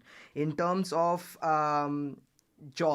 improving the job, I guarantee I will. You've guaranteed that there will be more jobs. More jobs. It doesn't mean like I've given a set of number. I know, but you're saying that if you're going to feel like if there's one more job, you're going to feel like you've delivered on a guarantee, because the jobs plural feels quite misleading if you're only saying that just one job added to a job board is going to be you having sufficiently done that guarantee. That's absolutely good question, but yeah, whatever mention like the improvement of job and the internship opportunities is currently working on it.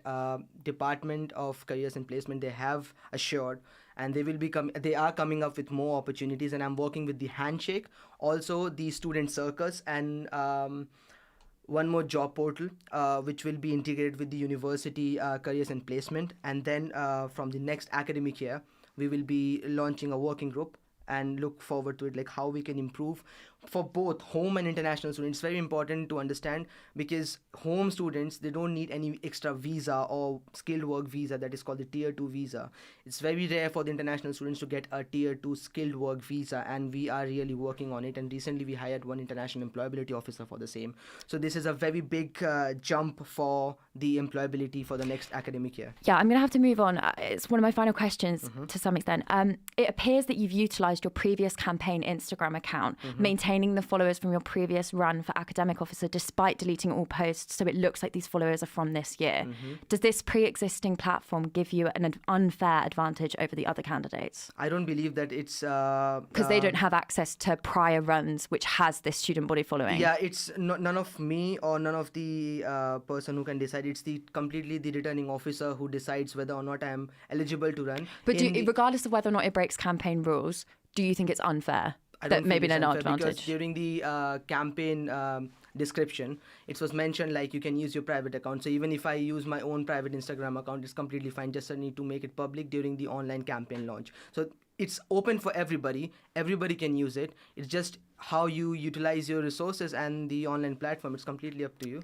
Okay, and as a final thing in our final minute as we wrap up, you've spoken about wanting to make a lasting impact. In a quick, short summary, what is your idea of what academics will look like after a potential second term?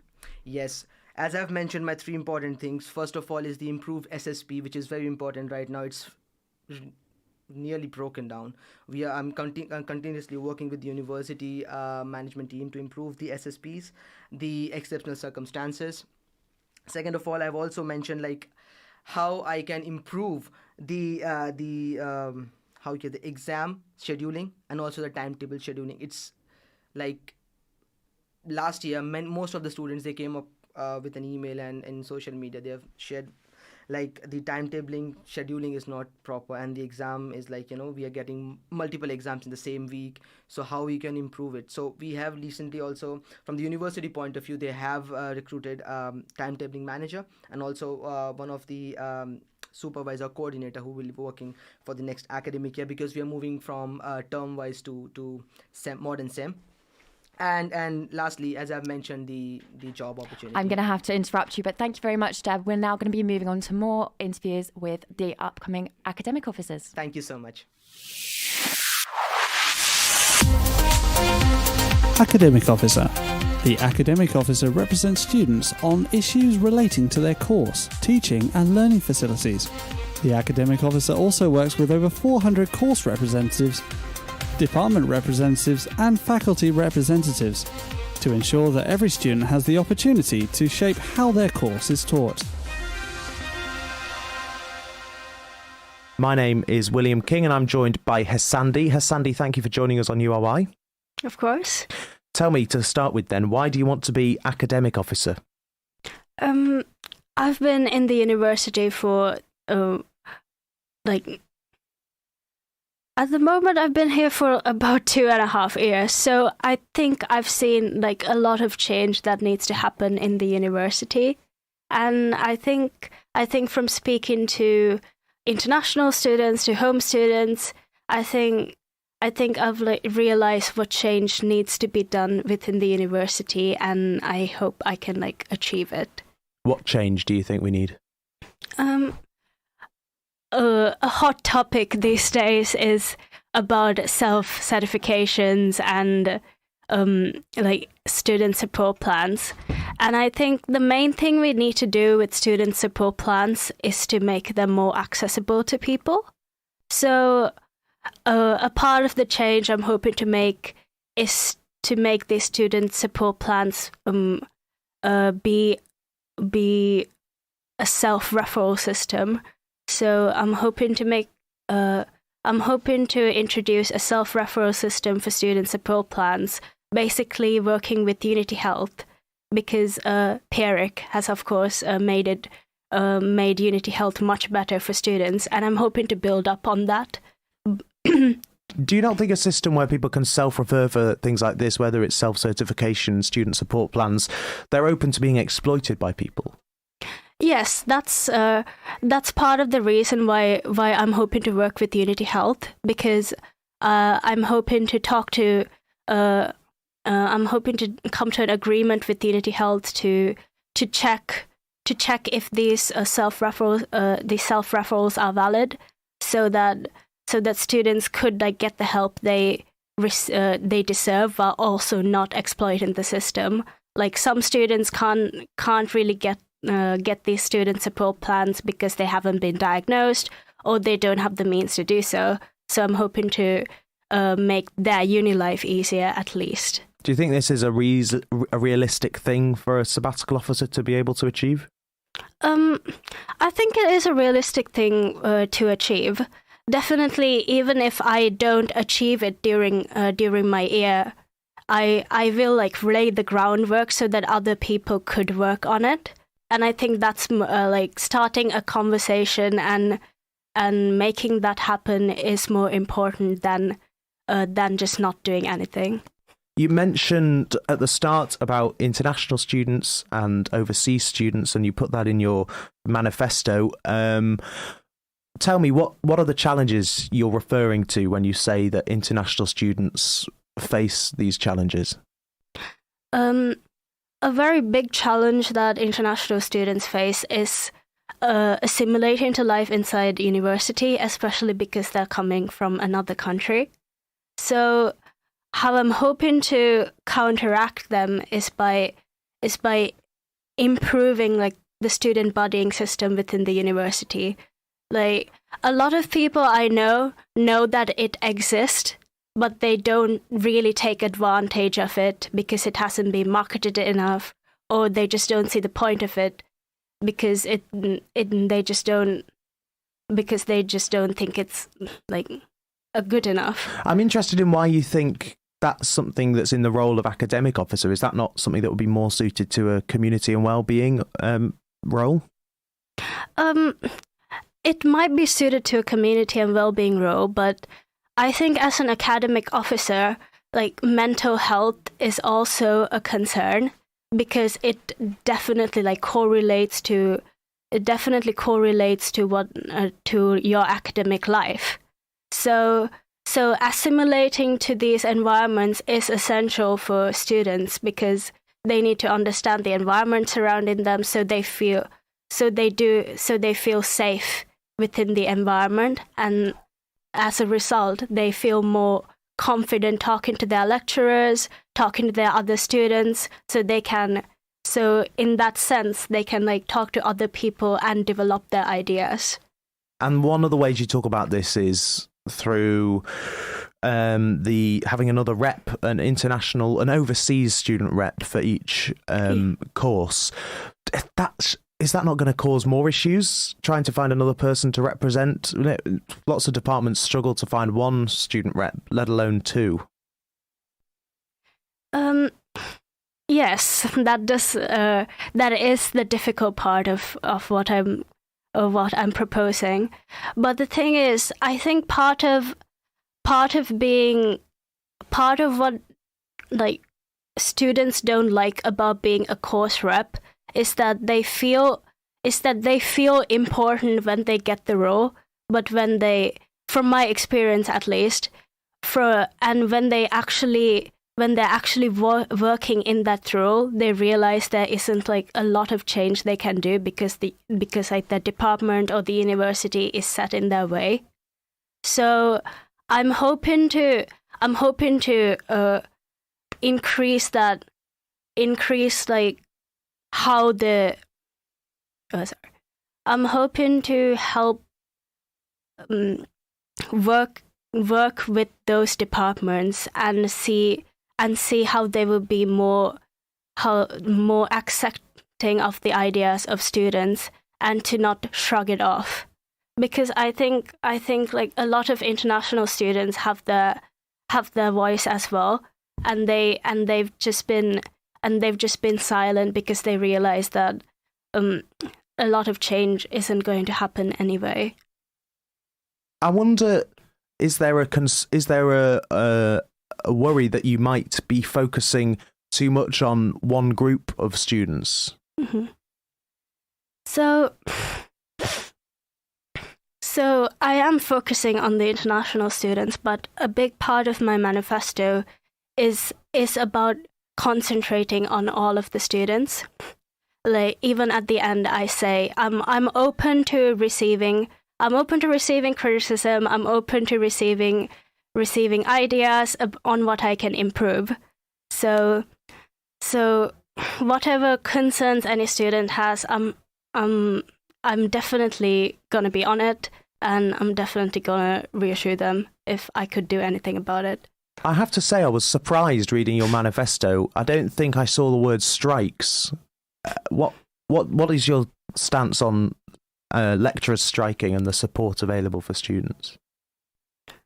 My stance on striking is that I understand why the lecturers are striking, and I also understand that the university can do more about the lecturers striking. Like the whole point of the strike is because of the university's inaction, and I think we first need to approach the staff more than the students about the strikes, because part of the reason is like the staff doesn't want the students to the staff doesn't really want the students to miss out on their education. It's just the fact that the university does not want to meet the staff's demands. So if you got to be the academic officer, you'll be representing the students, not the staff. So what would your role be in those conversations? I think my role would be, I would definitely listen to the students, of course. Even though I did say it was more of the staff, the students' voices are important because even though most staff doesn't want students' like education to be disrupted, like it's a reality that their education is disrupted, and that they feel as if they're not getting their money's worth. So I would be very open to conversing with lecturers who are striking, or conversing with like the university itself to see if we can come to an agreement. Okay, very quickly though, why didn't you put it in your manifesto? I didn't put it in my manifesto because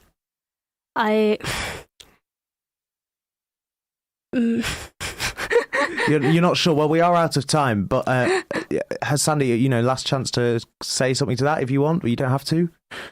To be honest, even if that question comes up, I think the whole point of the academic officer is to address students' concerns. All right. Yeah. Sandy, thank you so much, and I'm sorry we are out of time. Sandy, thank you for joining us on URY.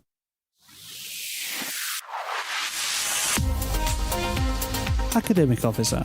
The Academic Officer represents students on issues relating to their course, teaching and learning facilities.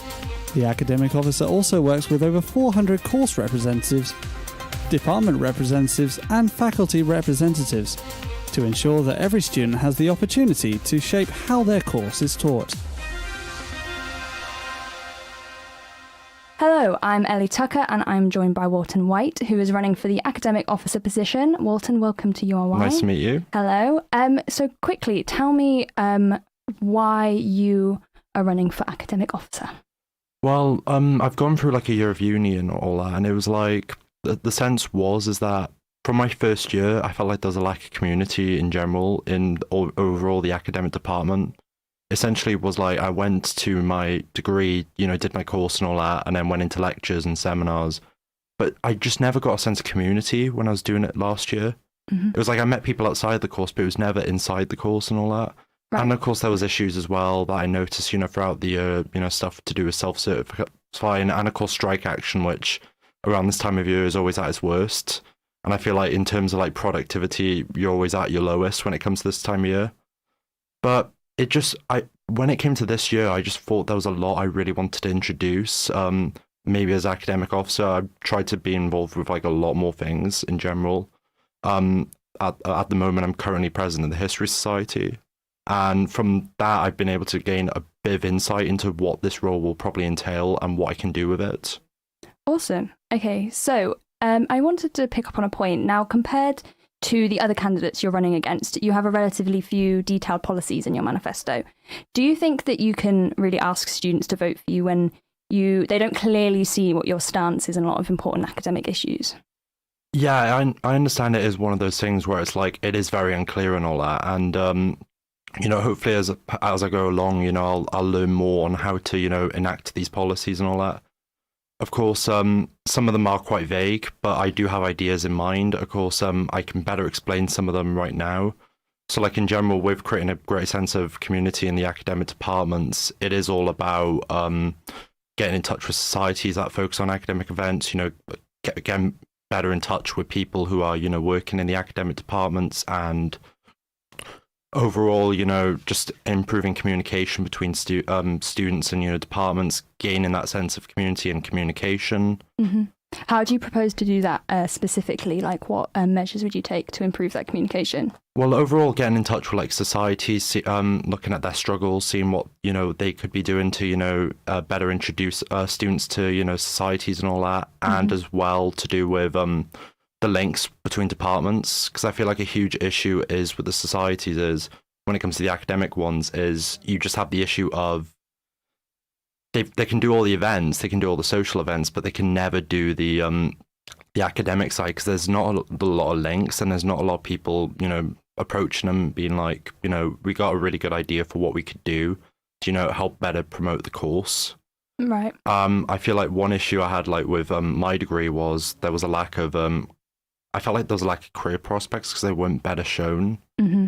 And I think it didn't help with my motivation personally as a student, because it was like I was doing my degree, but I didn't quite necessarily want to be a historian. So it was like, what can I necessarily do with, the degree? But I feel like through better use of like, academic events, linking it to societies and all that, we could probably better, promote the capabilities of your degree and what you can do going forward. Absolutely. I was going to pick up on this, that in your manifesto, you didn't mention employability in careers. And obviously you've done that now. But is there anything else that you would like to comment on about the facet of the role of academic officer? Obviously, there's a lot to be doing with placements, liaison industry, and the funding for that. Do you have any kind of ideas about that you would want the voting people to know about? Not particularly at the moment, of course. I have been thinking about it because there is a lot to consider at the moment when it comes to the different duties and all that. And there are some things that probably from my personal stance as a student hasn't yet crossed my mind. But of course, funding is very important, of course, especially when it comes to overseas students as well. That is a main priority because, of course, I saw a poll in like one of the meetings where it said that, there's going to get to a certain point where we're having more international students than, because it does help overall with widening the university to a wider audience outside the UK. Mm-hmm. And these will all be things to consider and talk about in the role.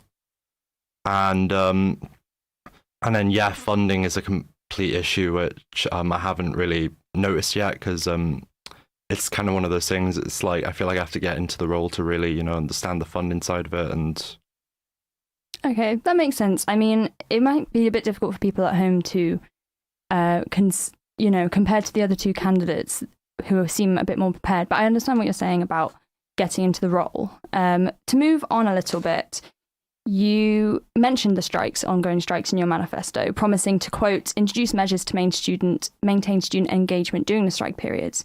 Can you give me an example of the kind of measures you're suggesting to implement there? so what essentially it is, of course, I'm all for the strikes. You know, they have to happen. Of course, I can understand the reasons behind the strikes. But of course, as students, you know, you are paying all this money to do your degree. And I feel like with the striking period, it's, you kind of lose a lot of your course. You lose a lot of the time that you can have socializing with people in the course and, you know, truly focusing on your work. And especially like student engagement, a lot of student engagement just drops throughout that term. Mm-hmm. Like even if you're really busy and you do focus on the course, I just feel like in general, you do struggle during this odd term. And in general, it's, you know, better preparing things for students in regards to like, you know, what can be done to ensure that things are prepared for students, like what they can be doing in the event of strikes, like what can be organised. Do you have any ideas what could be organised though? Yeah, essentially like, you know, little sessions that they can do between, you know, putting students maybe in groups and all that, having them, you know, pairing them off with people so they can, you know, get to talk to people on the course and they can, you know, work individually and carry on, you know, their learning and their course.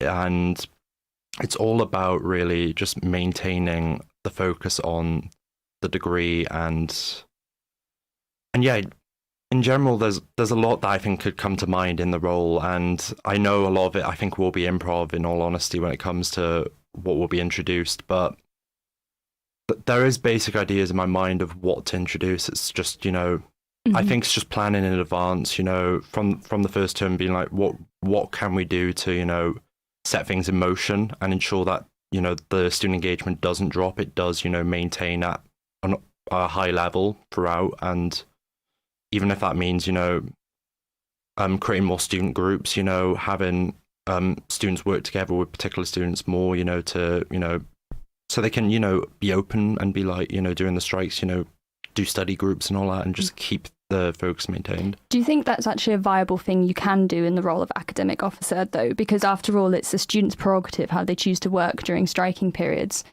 Do you think that's actually something achievable? I think it is achievable, yeah. It's just making it an open option and making sure that, you know, students know it's an available route to take. Okay. And just not leaving them in the dark about things. Okay. To push on another point of your manifesto, you talk about the self-certification system and you're saying you want to make it more accessible. Now, the current academic officer recently has been negotiating with the university about keeping it easier to access, and I think the progress there has been quite positive. So from your view, what else do you think needs to be, what else do you think needs to happen? How do you propose to achieve it? What do you think is missing at the moment?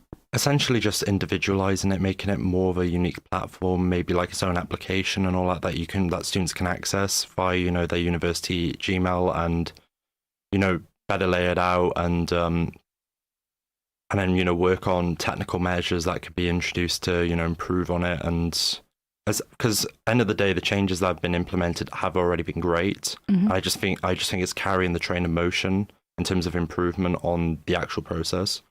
Okay. Why do you think self-certification is so important? Like, why is it something that we should keep valuing?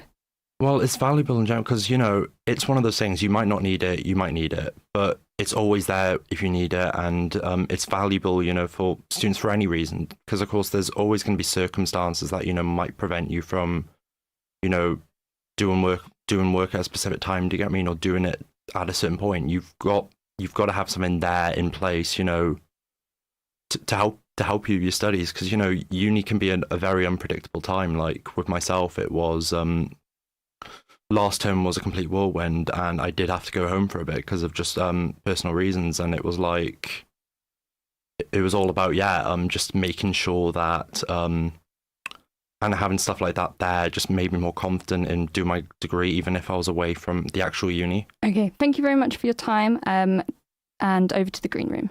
little bit of a break from the democracy going on over there. What are we going to do, Joe? We're going to play Carrot in a Box. So, let's go. By the way, this is Ollie Hilton. I'm Ollie. I'm the sport commentator today. And I'm Joe. And this evening, again, we are playing Carrot in a Box. So, our contestants are Ellen and Izzy. How are you guys feeling? Amazing. Are you ready for Carrot in a Box? Yes. Thank you, 8 out of 10 cats. We did not plagiarise this from you. This is original content. Can we have a bit of a reaction from the audience? Who's excited? We have a live studio audience for Carrot in a Box. Feeling the pressure, guys? Yes. So much pressure. So, if you, listeners and viewers at home, don't know how to play Carrot in a Box, it's very simple. It's a game of bluff. So Ellen is going to look in her box. Not yet, though. And she's going to decide whether, there will either be a carrot or not a carrot. And it's Izzy's job to decipher whether Ellen has the carrot or does not have the carrot. The aim of the game is to have the carrot. After about 2 minutes of back and forth, very intense, Izzy has the choice to either stick or twist, a poker reference, and it's the person with the box, the carrot, Let's who get wins. started. Let's go. Let's go. Check your box.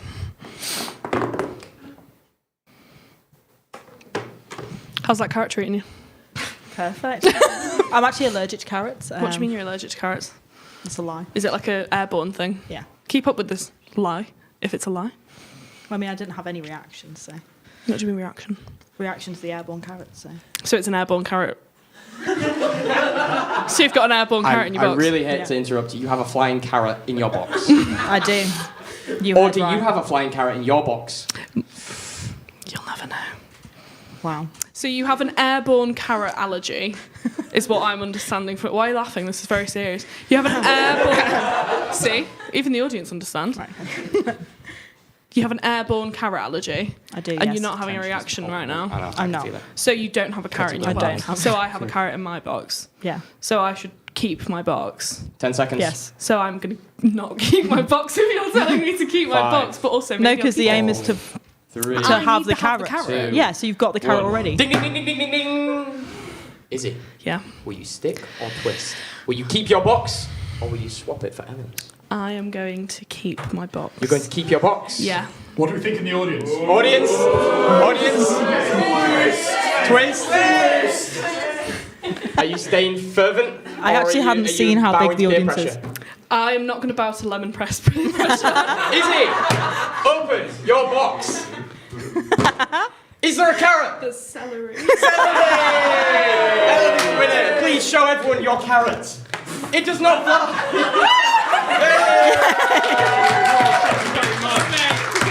Thank you very much, studio audience. And thank you for tuning into CIM. Yeah, thanks very much. We've got plenty more coming. We've got the interviews with the international delegates coming up in a second, and we're going to go back to the democracy in about 30 seconds as well. This has been the green room, though. I think this is the last segment we've got in the green room. I think it might isn't be. So it's been some riveting democracy this evening. There has. What do you think, studio audience? Riveting? Yeah. Very enthusiastic. Thank you so much for tuning into the green room tonight. We're going to go back to the studio now. Love you lots. Oh, we're not going yet. International Students Officer. The International Students Officers represent 30% of the student population. They hold drop-ins, 30% international events, and ensure that international students get the fairest international events studying at York. They lead the International Students Association at York. ISA leads the International which enables cultural exchange, addresses welfare issues, which enables a welcoming community for international students at York, and fosters a welcoming community for international students at York. I'm Lucy and I'm joined by Moesha Snook. Moesha, tell me a bit about you and why you've applied for this role. Okay, so obviously I applied for international rep. Last year, in my first year, I was international rep for Derwent College. Mm-hmm. I really enjoyed my role. I really enjoyed talking to all the international students in Derwent, and I felt that a lot was missing, or not missing. But we already had a very active LGBTQ community, very active BAME community.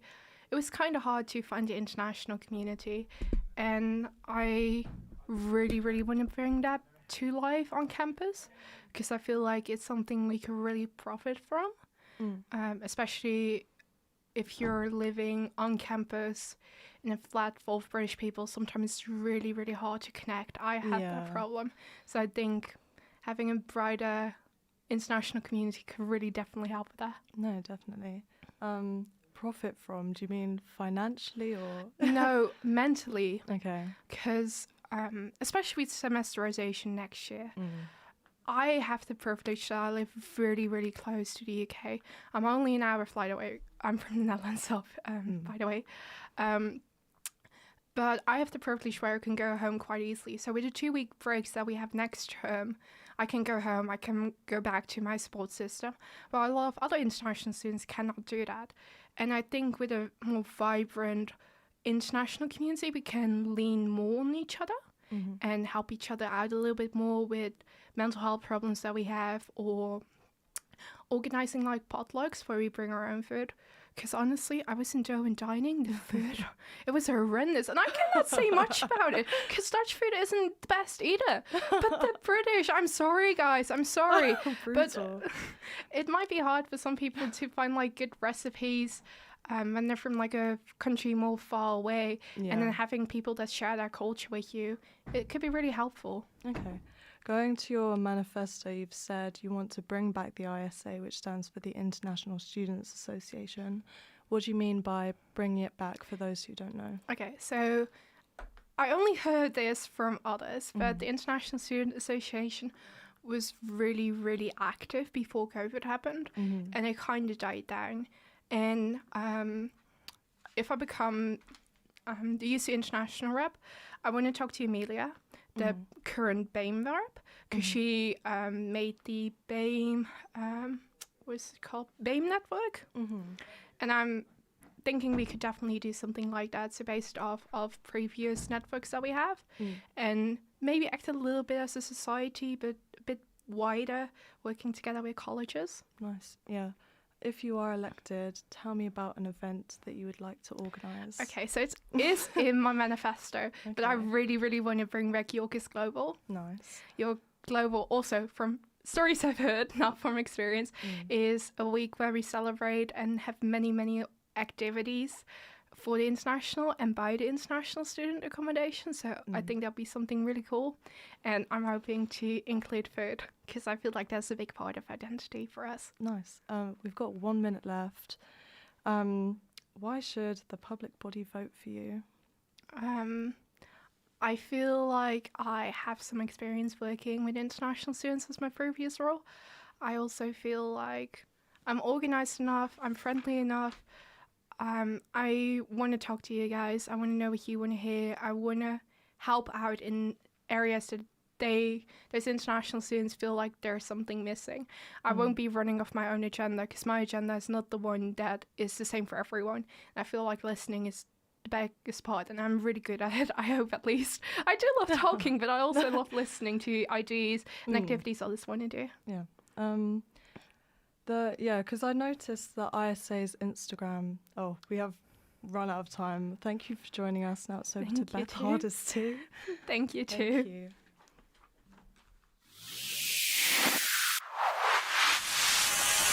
Union President. The Union President acts as the main spokesperson for USU, chairs the Union's Board of Trustees, and is responsible for the reputation, leadership, and direction of USU as a democratic organisation.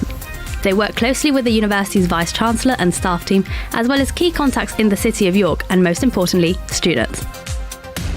Hello, I'm Beth Hardesty, and I'm joined by Cleo, who is the first of our 2 presidential candidates. Thank you for joining us. Hello. So, of course, a lot of your campaign, a lot of your manifesto is focused really heavily on the caring role that you want the students' union to take. Something that, of course, might be appealing to students during a cost of living crisis where people are really struggling.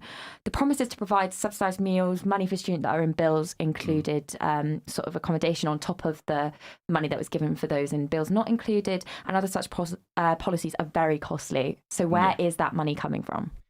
Well, there's a website online called Companies House, and you can look at the financial reports of any company that's registered in the UK. And I found that the union currently, as of 2021 at least, has £1.2 million stored away in cash. And I think as a union, we should be net zero, i.e. we have no profit. We should be spending on our students as well. And I believe we can use this cash to pay for meals. And if we were to go off the 40p beans on toast thing that we've been doing recently as a union, we could make 3 million beans on toast for our students, and I think we should start using that money. And of course, yeah, that is something that I wanted to touch on, because of course you have used this number, which is 1,236,871 as of, as you said, in the 2021 annual report and consolidated financial statements. I've read that same report. It does make it quite clear that that number is not just spare change that USU has. It's in fact staff salaries, money set aside for the pension deficit, liquid assets, including SAB salaries, and also the largest one is the fact that by charity law, USU is required to have a large amount set aside in reserves to make sure that, you know, this is something that is not profitable but can kind of maintain. Of course, when you take that into account, the number is a lot smaller. You know, they're legally mandated to have over half of their expenditure kind of, you know, in reserves, and they say within the very report that you're citing that USU's not flourishing financially. They're actually having to make cuts in order to be able to cover things like staff pensions in the future, which at the moment they're in a deficit. Is it slightly misleading, therefore, from within that very same report to be telling students that we've got this 1.2 million when it's more like to be a lot, perhaps even less than half of that is accessible to be spent on students, which of course we all know is get spent on a bunch of things. Do you not slightly feel like that's a bit of a misleading statistic to use? I totally agree. I mean, I'm not a financial expert. I do biotechnology. Yeah. I have looked at the report a few times. I feel like there is a lot of wiggle room in terms of spending on our students. I think in cases like this, a financial crisis where our students are genuinely struggling to pay their own rent to the point where they're missing meals, we have to focus on our students' health and well-being. And we need to make those cuts. We need to cut back on certain spending. I can't say specifically. I've not read the report. Would there be anywhere that you think that just based on your student experience, you think that funding should be cut from? If I had to go off the top of my head, probably societies. I know obviously everyone likes to protect the societies. I'm part of BioSoc. Yeah. But I have to admit we have quite a lot of money in our bank account of sorts that the union manages, and I feel like we can cut back there. But at the same time, I feel like almost more needs to go into society. So personally, because would you not say that maybe it's the mental health stability? I mean, I know that from sort of if I want to get a job, pretty much all the time in interviews, I'm being asked about the things that I've done with URY. Yeah. So I mean, is there really a clear area in which, I mean, the things you're saying about subsidised meals for all of those subsidised kind of food being pretty like varied, everything obviously sounds great, but is it actually a feasible promise that you can make students that you'd be able to do in your presidency? Yeah, I 100% believe it's feasible. It could take months, it could take a week for all I know. But we got the subsidies in terms of, I mean, again, you've referenced the beans on toast. That's been something which, like, I mean, I've been privy to vague discussions around that, has been something that had to be costed because, of course, as you know, the USU bars and food aren't for profit. And therefore they aren't getting a profit from, and they're taking losses on stuff like, you know, the burgers and things like that by not raising the prices. Do you think, therefore, it's kind of anything, like, do you think that you can have free food? I feel like it's possible. And I feel like the beans on toast to me was still, it felt like a money grab. Like you say, I personally didn't know that we still had to make some sort of profit as a charity. Yeah, well, we have to have reserves as into savings. And actually, the thing is with the reserves, it was for things like COVID. So hopefully we're not having one of those again. God, no. But we have to have them legally, which makes it so that I think basically it's a lot. It's a matter of hundreds of thousands, which isn't a small amount of money. And of course, there is feasibility. You know, we've seen presidents in current roles to be able to do stuff. One of the things that I want to turn to is kind of one of your 3 key policies. You've put a lot on this idea of keeping warm and blankets at the library, having sort of washing of blankets daily. There's kind of a question of, one, whether or not that's a good use of staff time if we're washing blankets every day. I obviously understand we want them to not be gross. But also kind of whether or not this should be something that's taking up a third of your manifesto, given the fact that although York is currently cold, it maybe isn't an issue for students the whole year round. What would you say to that sort of criticism? I think my point was more making a permanent solution to the cold snaps that we get as in the UK. I mean, we get random cold snaps. Sometimes it can be in the middle of winter and it suddenly goes to -3. You can never predict the weather perfectly. And I feel like my idea was not just blankets, but more heating facilities permanently for all our students, beyond if I get the presidency or whoever gets the presidency, beyond that, it should be a permanent solution rather than, oh, we're just giving out free blankets this year. Hopefully next year it's not as bad, when it could be worse. Yeah, no, and I mean, obviously you have chosen to focus very hard, like specifically on these 3 policies. One thing that was missing potentially from your manifesto is semesterization. This is, of course, a big thing that students are concerned about, feel like they're not informed about, and it's something that kind of takes all the capacity, and the next UC president will definitely have to deal with. What do you have a plan as to how you're going to tackle that transition? More information. Because I have to admit, personally, I'm still quite lost with the whole the idea of semesterization. I mean, I should have looked into it, but you know how it is. Sometimes you just don't have the time to look into it. And I think as a president, I'd get so much more information out there, easy to understand, not cryptic messages in huge paragraphs that I just don't have time to read. It's more simple. We are semesterizing. We're doing this. We're doing that. And just easy to read for everyone on social media, just as a quick glance through. Make it easier for them to understand. And to kind of go beyond things that are in your manifesto. So you've kind of mentioned this whole thing about, and it's been something we've been speaking about all evening, the student support plans and those applications. You've said applications are hard, we need to make that easier. How do you intend to balance this increased accessibility and ease of kind of this application with the potential misuse of services? I think I can recall as a student with my own experience, you know, the COVID relief fund was very easy to get, and yet I know people in which that was used on alcohol, that was used on skiing, that was used on a variety of things that was not the intended purpose. How do you plan to balance that? Is it just making it easy and just expecting a bit of misuse? Sometimes there is misuse with things. People make money without permission from the government. It happens. You know, you cannot stop it. But I think my idea was to make it easier for people who need that access to access it. And yes, there will be an increased use. And maybe with my idea, this support group to get together to restructure the language used, we can make it even harder to get that misuse in, if you get what I mean. It's hard to make the language there. But yeah, there is going to be misuse with it. And yeah, maybe it will increase. But my main focus is making it accessible for everyone to use. And when you say accessibility, what do you see that looking like in practice? Anyone can go on this website very easily from the homepage of the York.ac website. They won't have to click through 1,000 different menus like there is, because let's be honest, it's quite confusing. Even the York Print Plus account, I barely know how to find that sometimes. I just want to make it easy for everyone. It should be clear. You should be able to click one button and you're at the application form, and you should be able to understand it immediately. Okay, and we've only got a little bit of time left. If we've got a minute, if you could convince anyone to vote for you, you've got your time. Try and do it. I guess all I could say is I understand. I'm from poverty myself, and I'm in a university which is hundreds of miles away from home. And to be honest, half the time I don't know what I'm doing. And I feel like I'm someone you can talk to. I don't care, you know, what your gender is, what you do, what degree you do. I'm someone you can contact for help. And I feel like, especially in this time, in this financial crisis, people need someone to contact. People need a source that they can get to, someone to contact, someone to talk to. No weird, mysterious emails like admin@usu.org. They need an actual name to put towards the union, someone they can talk to.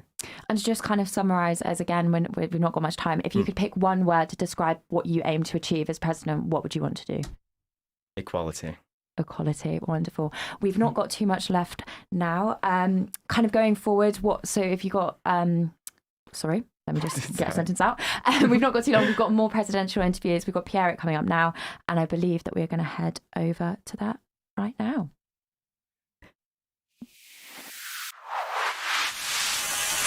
Union President. The Union President acts as the main spokesperson for USU, chairs the Union's Board of Trustees, and is responsible for the reputation, leadership, and direction of USU as a democratic organisation. They work closely with the university's Vice-Chancellor and staff team, as well as key contacts in the City of York and, most importantly, students. Welcome back to Candidate Interview Night. We're now here with the final interview of the night. I'm joined by presidential candidate Pierrick Roger, and I'm Ollie Hilton. I'll be interviewing him today. So, Pierrick, in your tenure as president, it would be fair to say that for many students, life has not necessarily dramatically improved. There are still problems with housing. Return as accommodation completely fell through, obviously, in January. There are several problems with costs as well. So why would students want to vote for you for a second term? I think I've demonstrated that I have an ability to make a lot of noise and to actually get things done. On all of those points, we've made really big progress. Obviously, things are getting worse, but I think we've made massive efforts in dampening things for students. Okay, if you say things are getting worse, it's good that you can recognise that, I suppose. But how you in your manifesto you've listed several different ways of combating these things getting worse. In elections prior to this one, we've seen similar schemes to your Unipol codes and your Rate My Landlord initiative, such as with your predecessor Patrick O'Donnell. Yeah. And yet we still do have an issue with poor quality accommodation. So why do you think such schemes will work this time if they haven't worked before? They've worked elsewhere. So Unipol's been piloted in Leeds, for example. They've had massive success. I don't know if you know about, for example, Leeds had massive housing issues, the same we're having here this year. Unipol came in as a new player about, I want to say, 10 years ago, and massively changed things because they're obviously a charity, they're not in it for the profit. Accreditation schemes are rolled out first, followed by Rate My Landlord, which is quite an efficient way of getting students rating poor quality housing, and then obviously they start running their own agency, which takes the burden off of USU itself, having to provide that themselves. But even if it has worked elsewhere in other cities, as I say, it hasn't worked in York before, and that's obviously there's a different council in York. Yeah, I mean, the one reason it hasn't worked in because it's not been introduced ever. Patrick O'Donnell had a manifesto point on an accreditation scheme which he never introduced. Unipol's on the cards. We've got university backing. We haven't got council backing yet, but I'm confident we can get it. We've met with Unipol literally a week ago, and they're really confident that they can introduce this in York. Okay. I'm interested in as well, you've not mentioned semesterisation at all in your manifesto, which will obviously be a huge change in student life for everyone. How do you respond to that? And how will your role change alongside this change with the semesterisation coming in? Semesterisation, I'm not going to lie, is going to be a mess. It's going to be a mess, and it's a mess that we've seen coming, basically. And it's a mess that we've inherited because it's 4 years old now that decision's been made. We need to respond by dampening things. We can't go any other way. If we want to fight this off, we can, but the effects there's going to be no effect to any campaign that comes on semesterisation because the decision's been made and it's already happening. We need to work on things like supporting students through new periods of assessments, trying to get them to understand what's happening, especially international students who are booking flights home, things like that. The focus needs to be on supporting students through the change rather than trying to fight back. How do you plan on supporting these students through this change? As you say, you admit that it is a big change and it's going to be a big mess, as you say. Yeah. How do you plan on supporting those students? Well, first step is information. I don't know if you've kind of gone about trying to find this information on university web pages. It's not available.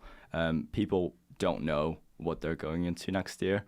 The first step is getting that information to students so that it's available to them. They know, what dates semesters start on, when exams are, when assessments are, and so that they have that information available. The second step is obviously seeing this change through properly, and we'd rely on the academic officer, but also the network of academic reps they have available to try to understand how assessments are going to be working throughout this semesterization periods. We've got about 300 of them, so they'd be able to provide that kind of intelligence. And then part 3 would be actually adapting our activities to that. So things like, everything's based off the termly modules in USU as well, but at the university too. We need to ensure that all activities fit within that model. And if they can't, how best we can adapt to that. Okay. I'm thinking about well-being provisions as well. Okay, well, moving through your manifesto, you say that you want to secure a rent support package worth £1 million plus. It goes without saying that is a bold claim. That's a lot of money. How do you plan to do that? So £400,000 of that comes from current grant schemes that are available, but that students aren't able to access. So £240,000, that's from the Household Energy grant scheme that is unspent. It's sitting in the university unused. Similarly, we've got £160,000 left in grant schemes at the university, various sorts of them that aren't being used. I'm proposing we put that to good use for rent schemes so that it's available to everyone. The remaining £600,000 is withheld funds. So I don't know if you're aware about strikes ongoing right now. All of that pay essentially for lecturers that are on strike is withheld by the uni, and I think personally it shouldn't go back into the university's pocket. It should go back into students' £150,000 that we've already secured, and I'm confident we can get those £600,000 into students' pockets. Okay. Another bold claim that you've made is securing more accommodation on campus. That's obviously a big part of your manifesto. You say you'll ensure plans are made for this. I think historically it's been a difficult thing to get sorted. I think we've had lots of people claim they're going to do that, and it hasn't been done. Obviously, with all the problems coming up with returners accommodation and all sorts going on at the moment, how do you plan on ensuring plans are made for accommodation being sorted? And do you think that by the end of your next tenure, if you're elected, more accommodation will have been built or will be in the works to be being built? So being built, no, because it takes a lot longer than a year to build things.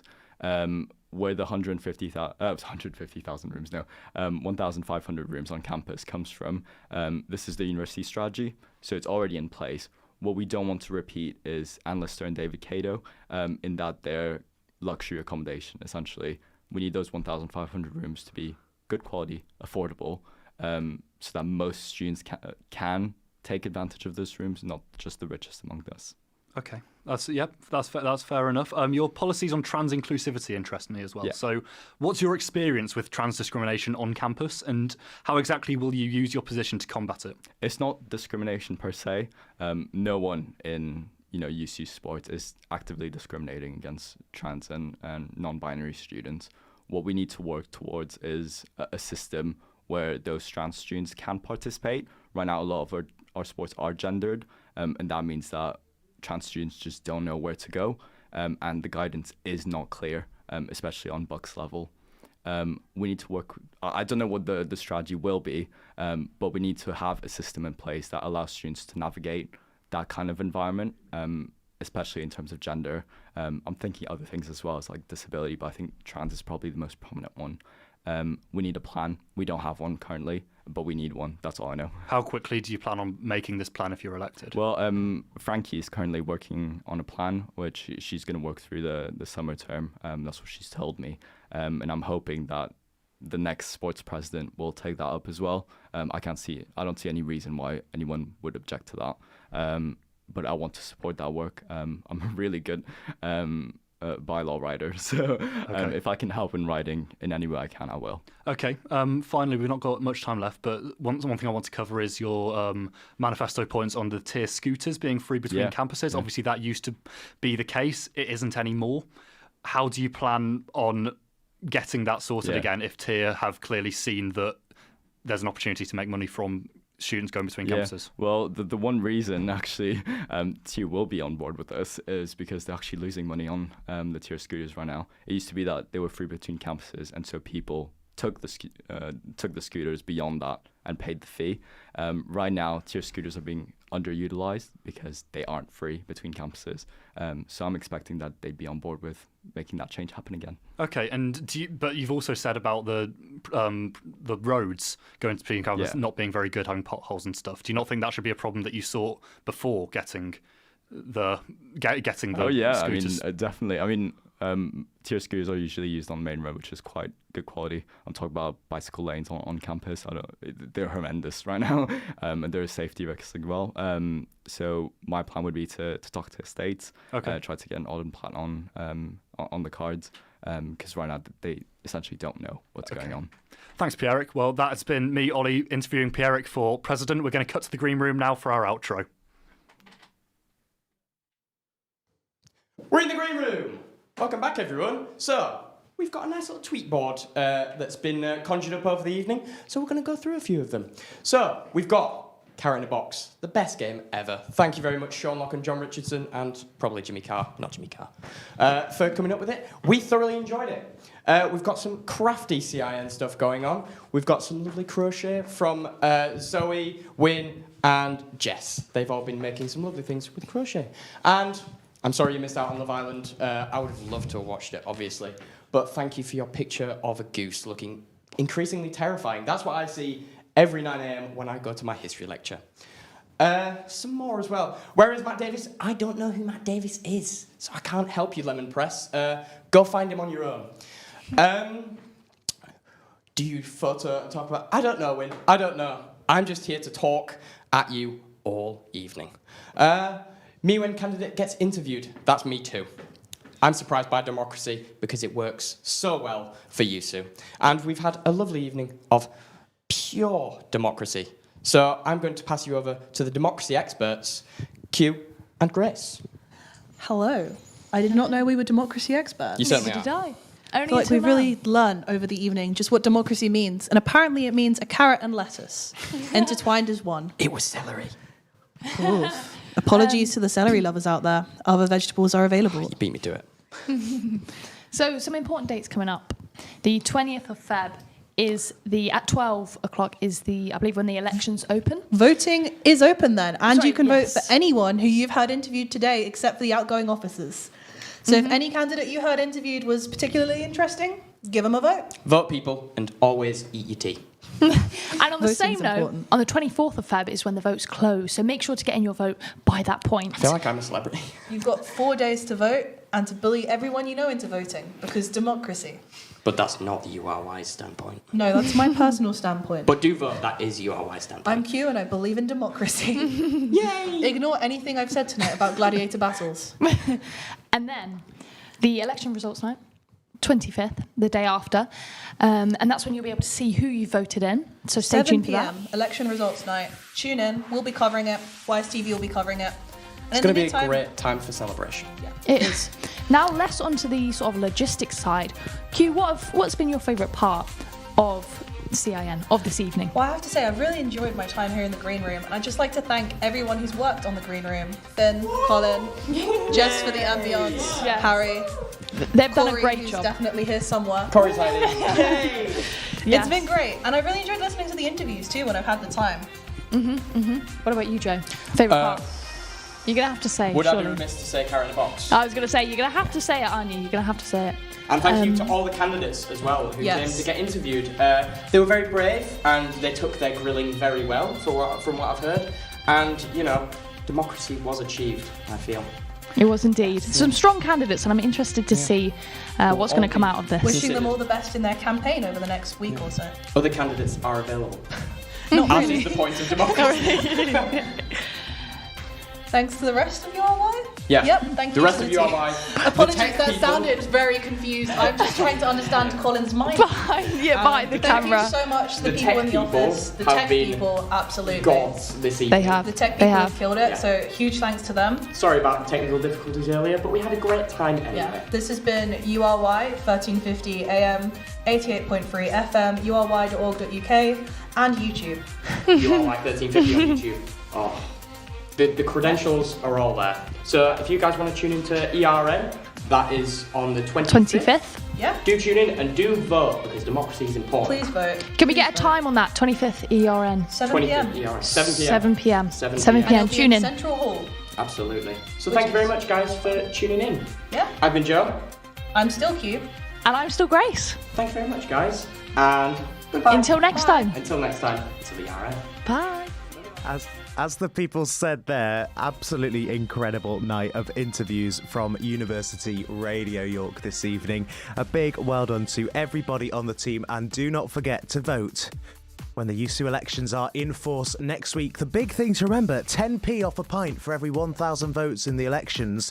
I think that's something that's a pretty good advert for democracy as well. Yes, I'm sure there'll be another candidate interview night someday in the future here on University Radio York. It's been great fun this evening. Thanks to the whole team. Thanks to every candidate who's come.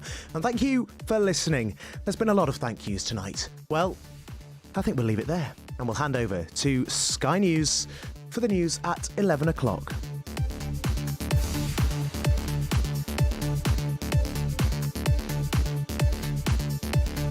On 88.3 FM, 1350 AM and online. This is the University of York's student radio station. Watchdog over the contact they had with Nicola Bulley before she went missing. The force revealed her struggles with alcohol caused by the impact of the menopause had caused officers to visit her house a few weeks before her disappearance. Home Office Minister Robert Jenrick says disclosing that about a missing person is unusual. Well, these are unusual comments, but we're not privy to the police's conversations with Nicola Bulley's family. And I don't think it would be right for us to speculate on why they've chosen to make those comments. The SNP says it will announce its new leader on the 27th of March following the resignation of Nicola Sturgeon. No candidate to replace her has yet come forward, but the party says nominations will remain open until the end of next week. Fresh strikes have been announced among nurses, postal workers and railway staff. Nurses in England are walking out for 48 hours on March the 1st. Pat Cullen, General Secretary of the Royal College of Nursing, insists she's ready for pay talks with the government. We will not be found wanting within the Royal College of Nursing to try and bring an end to the strike. We'll do that on behalf of every single nurse and every patient that deserves better in this country. The family of Bruce Willis has confirmed the actor has been diagnosed with dementia.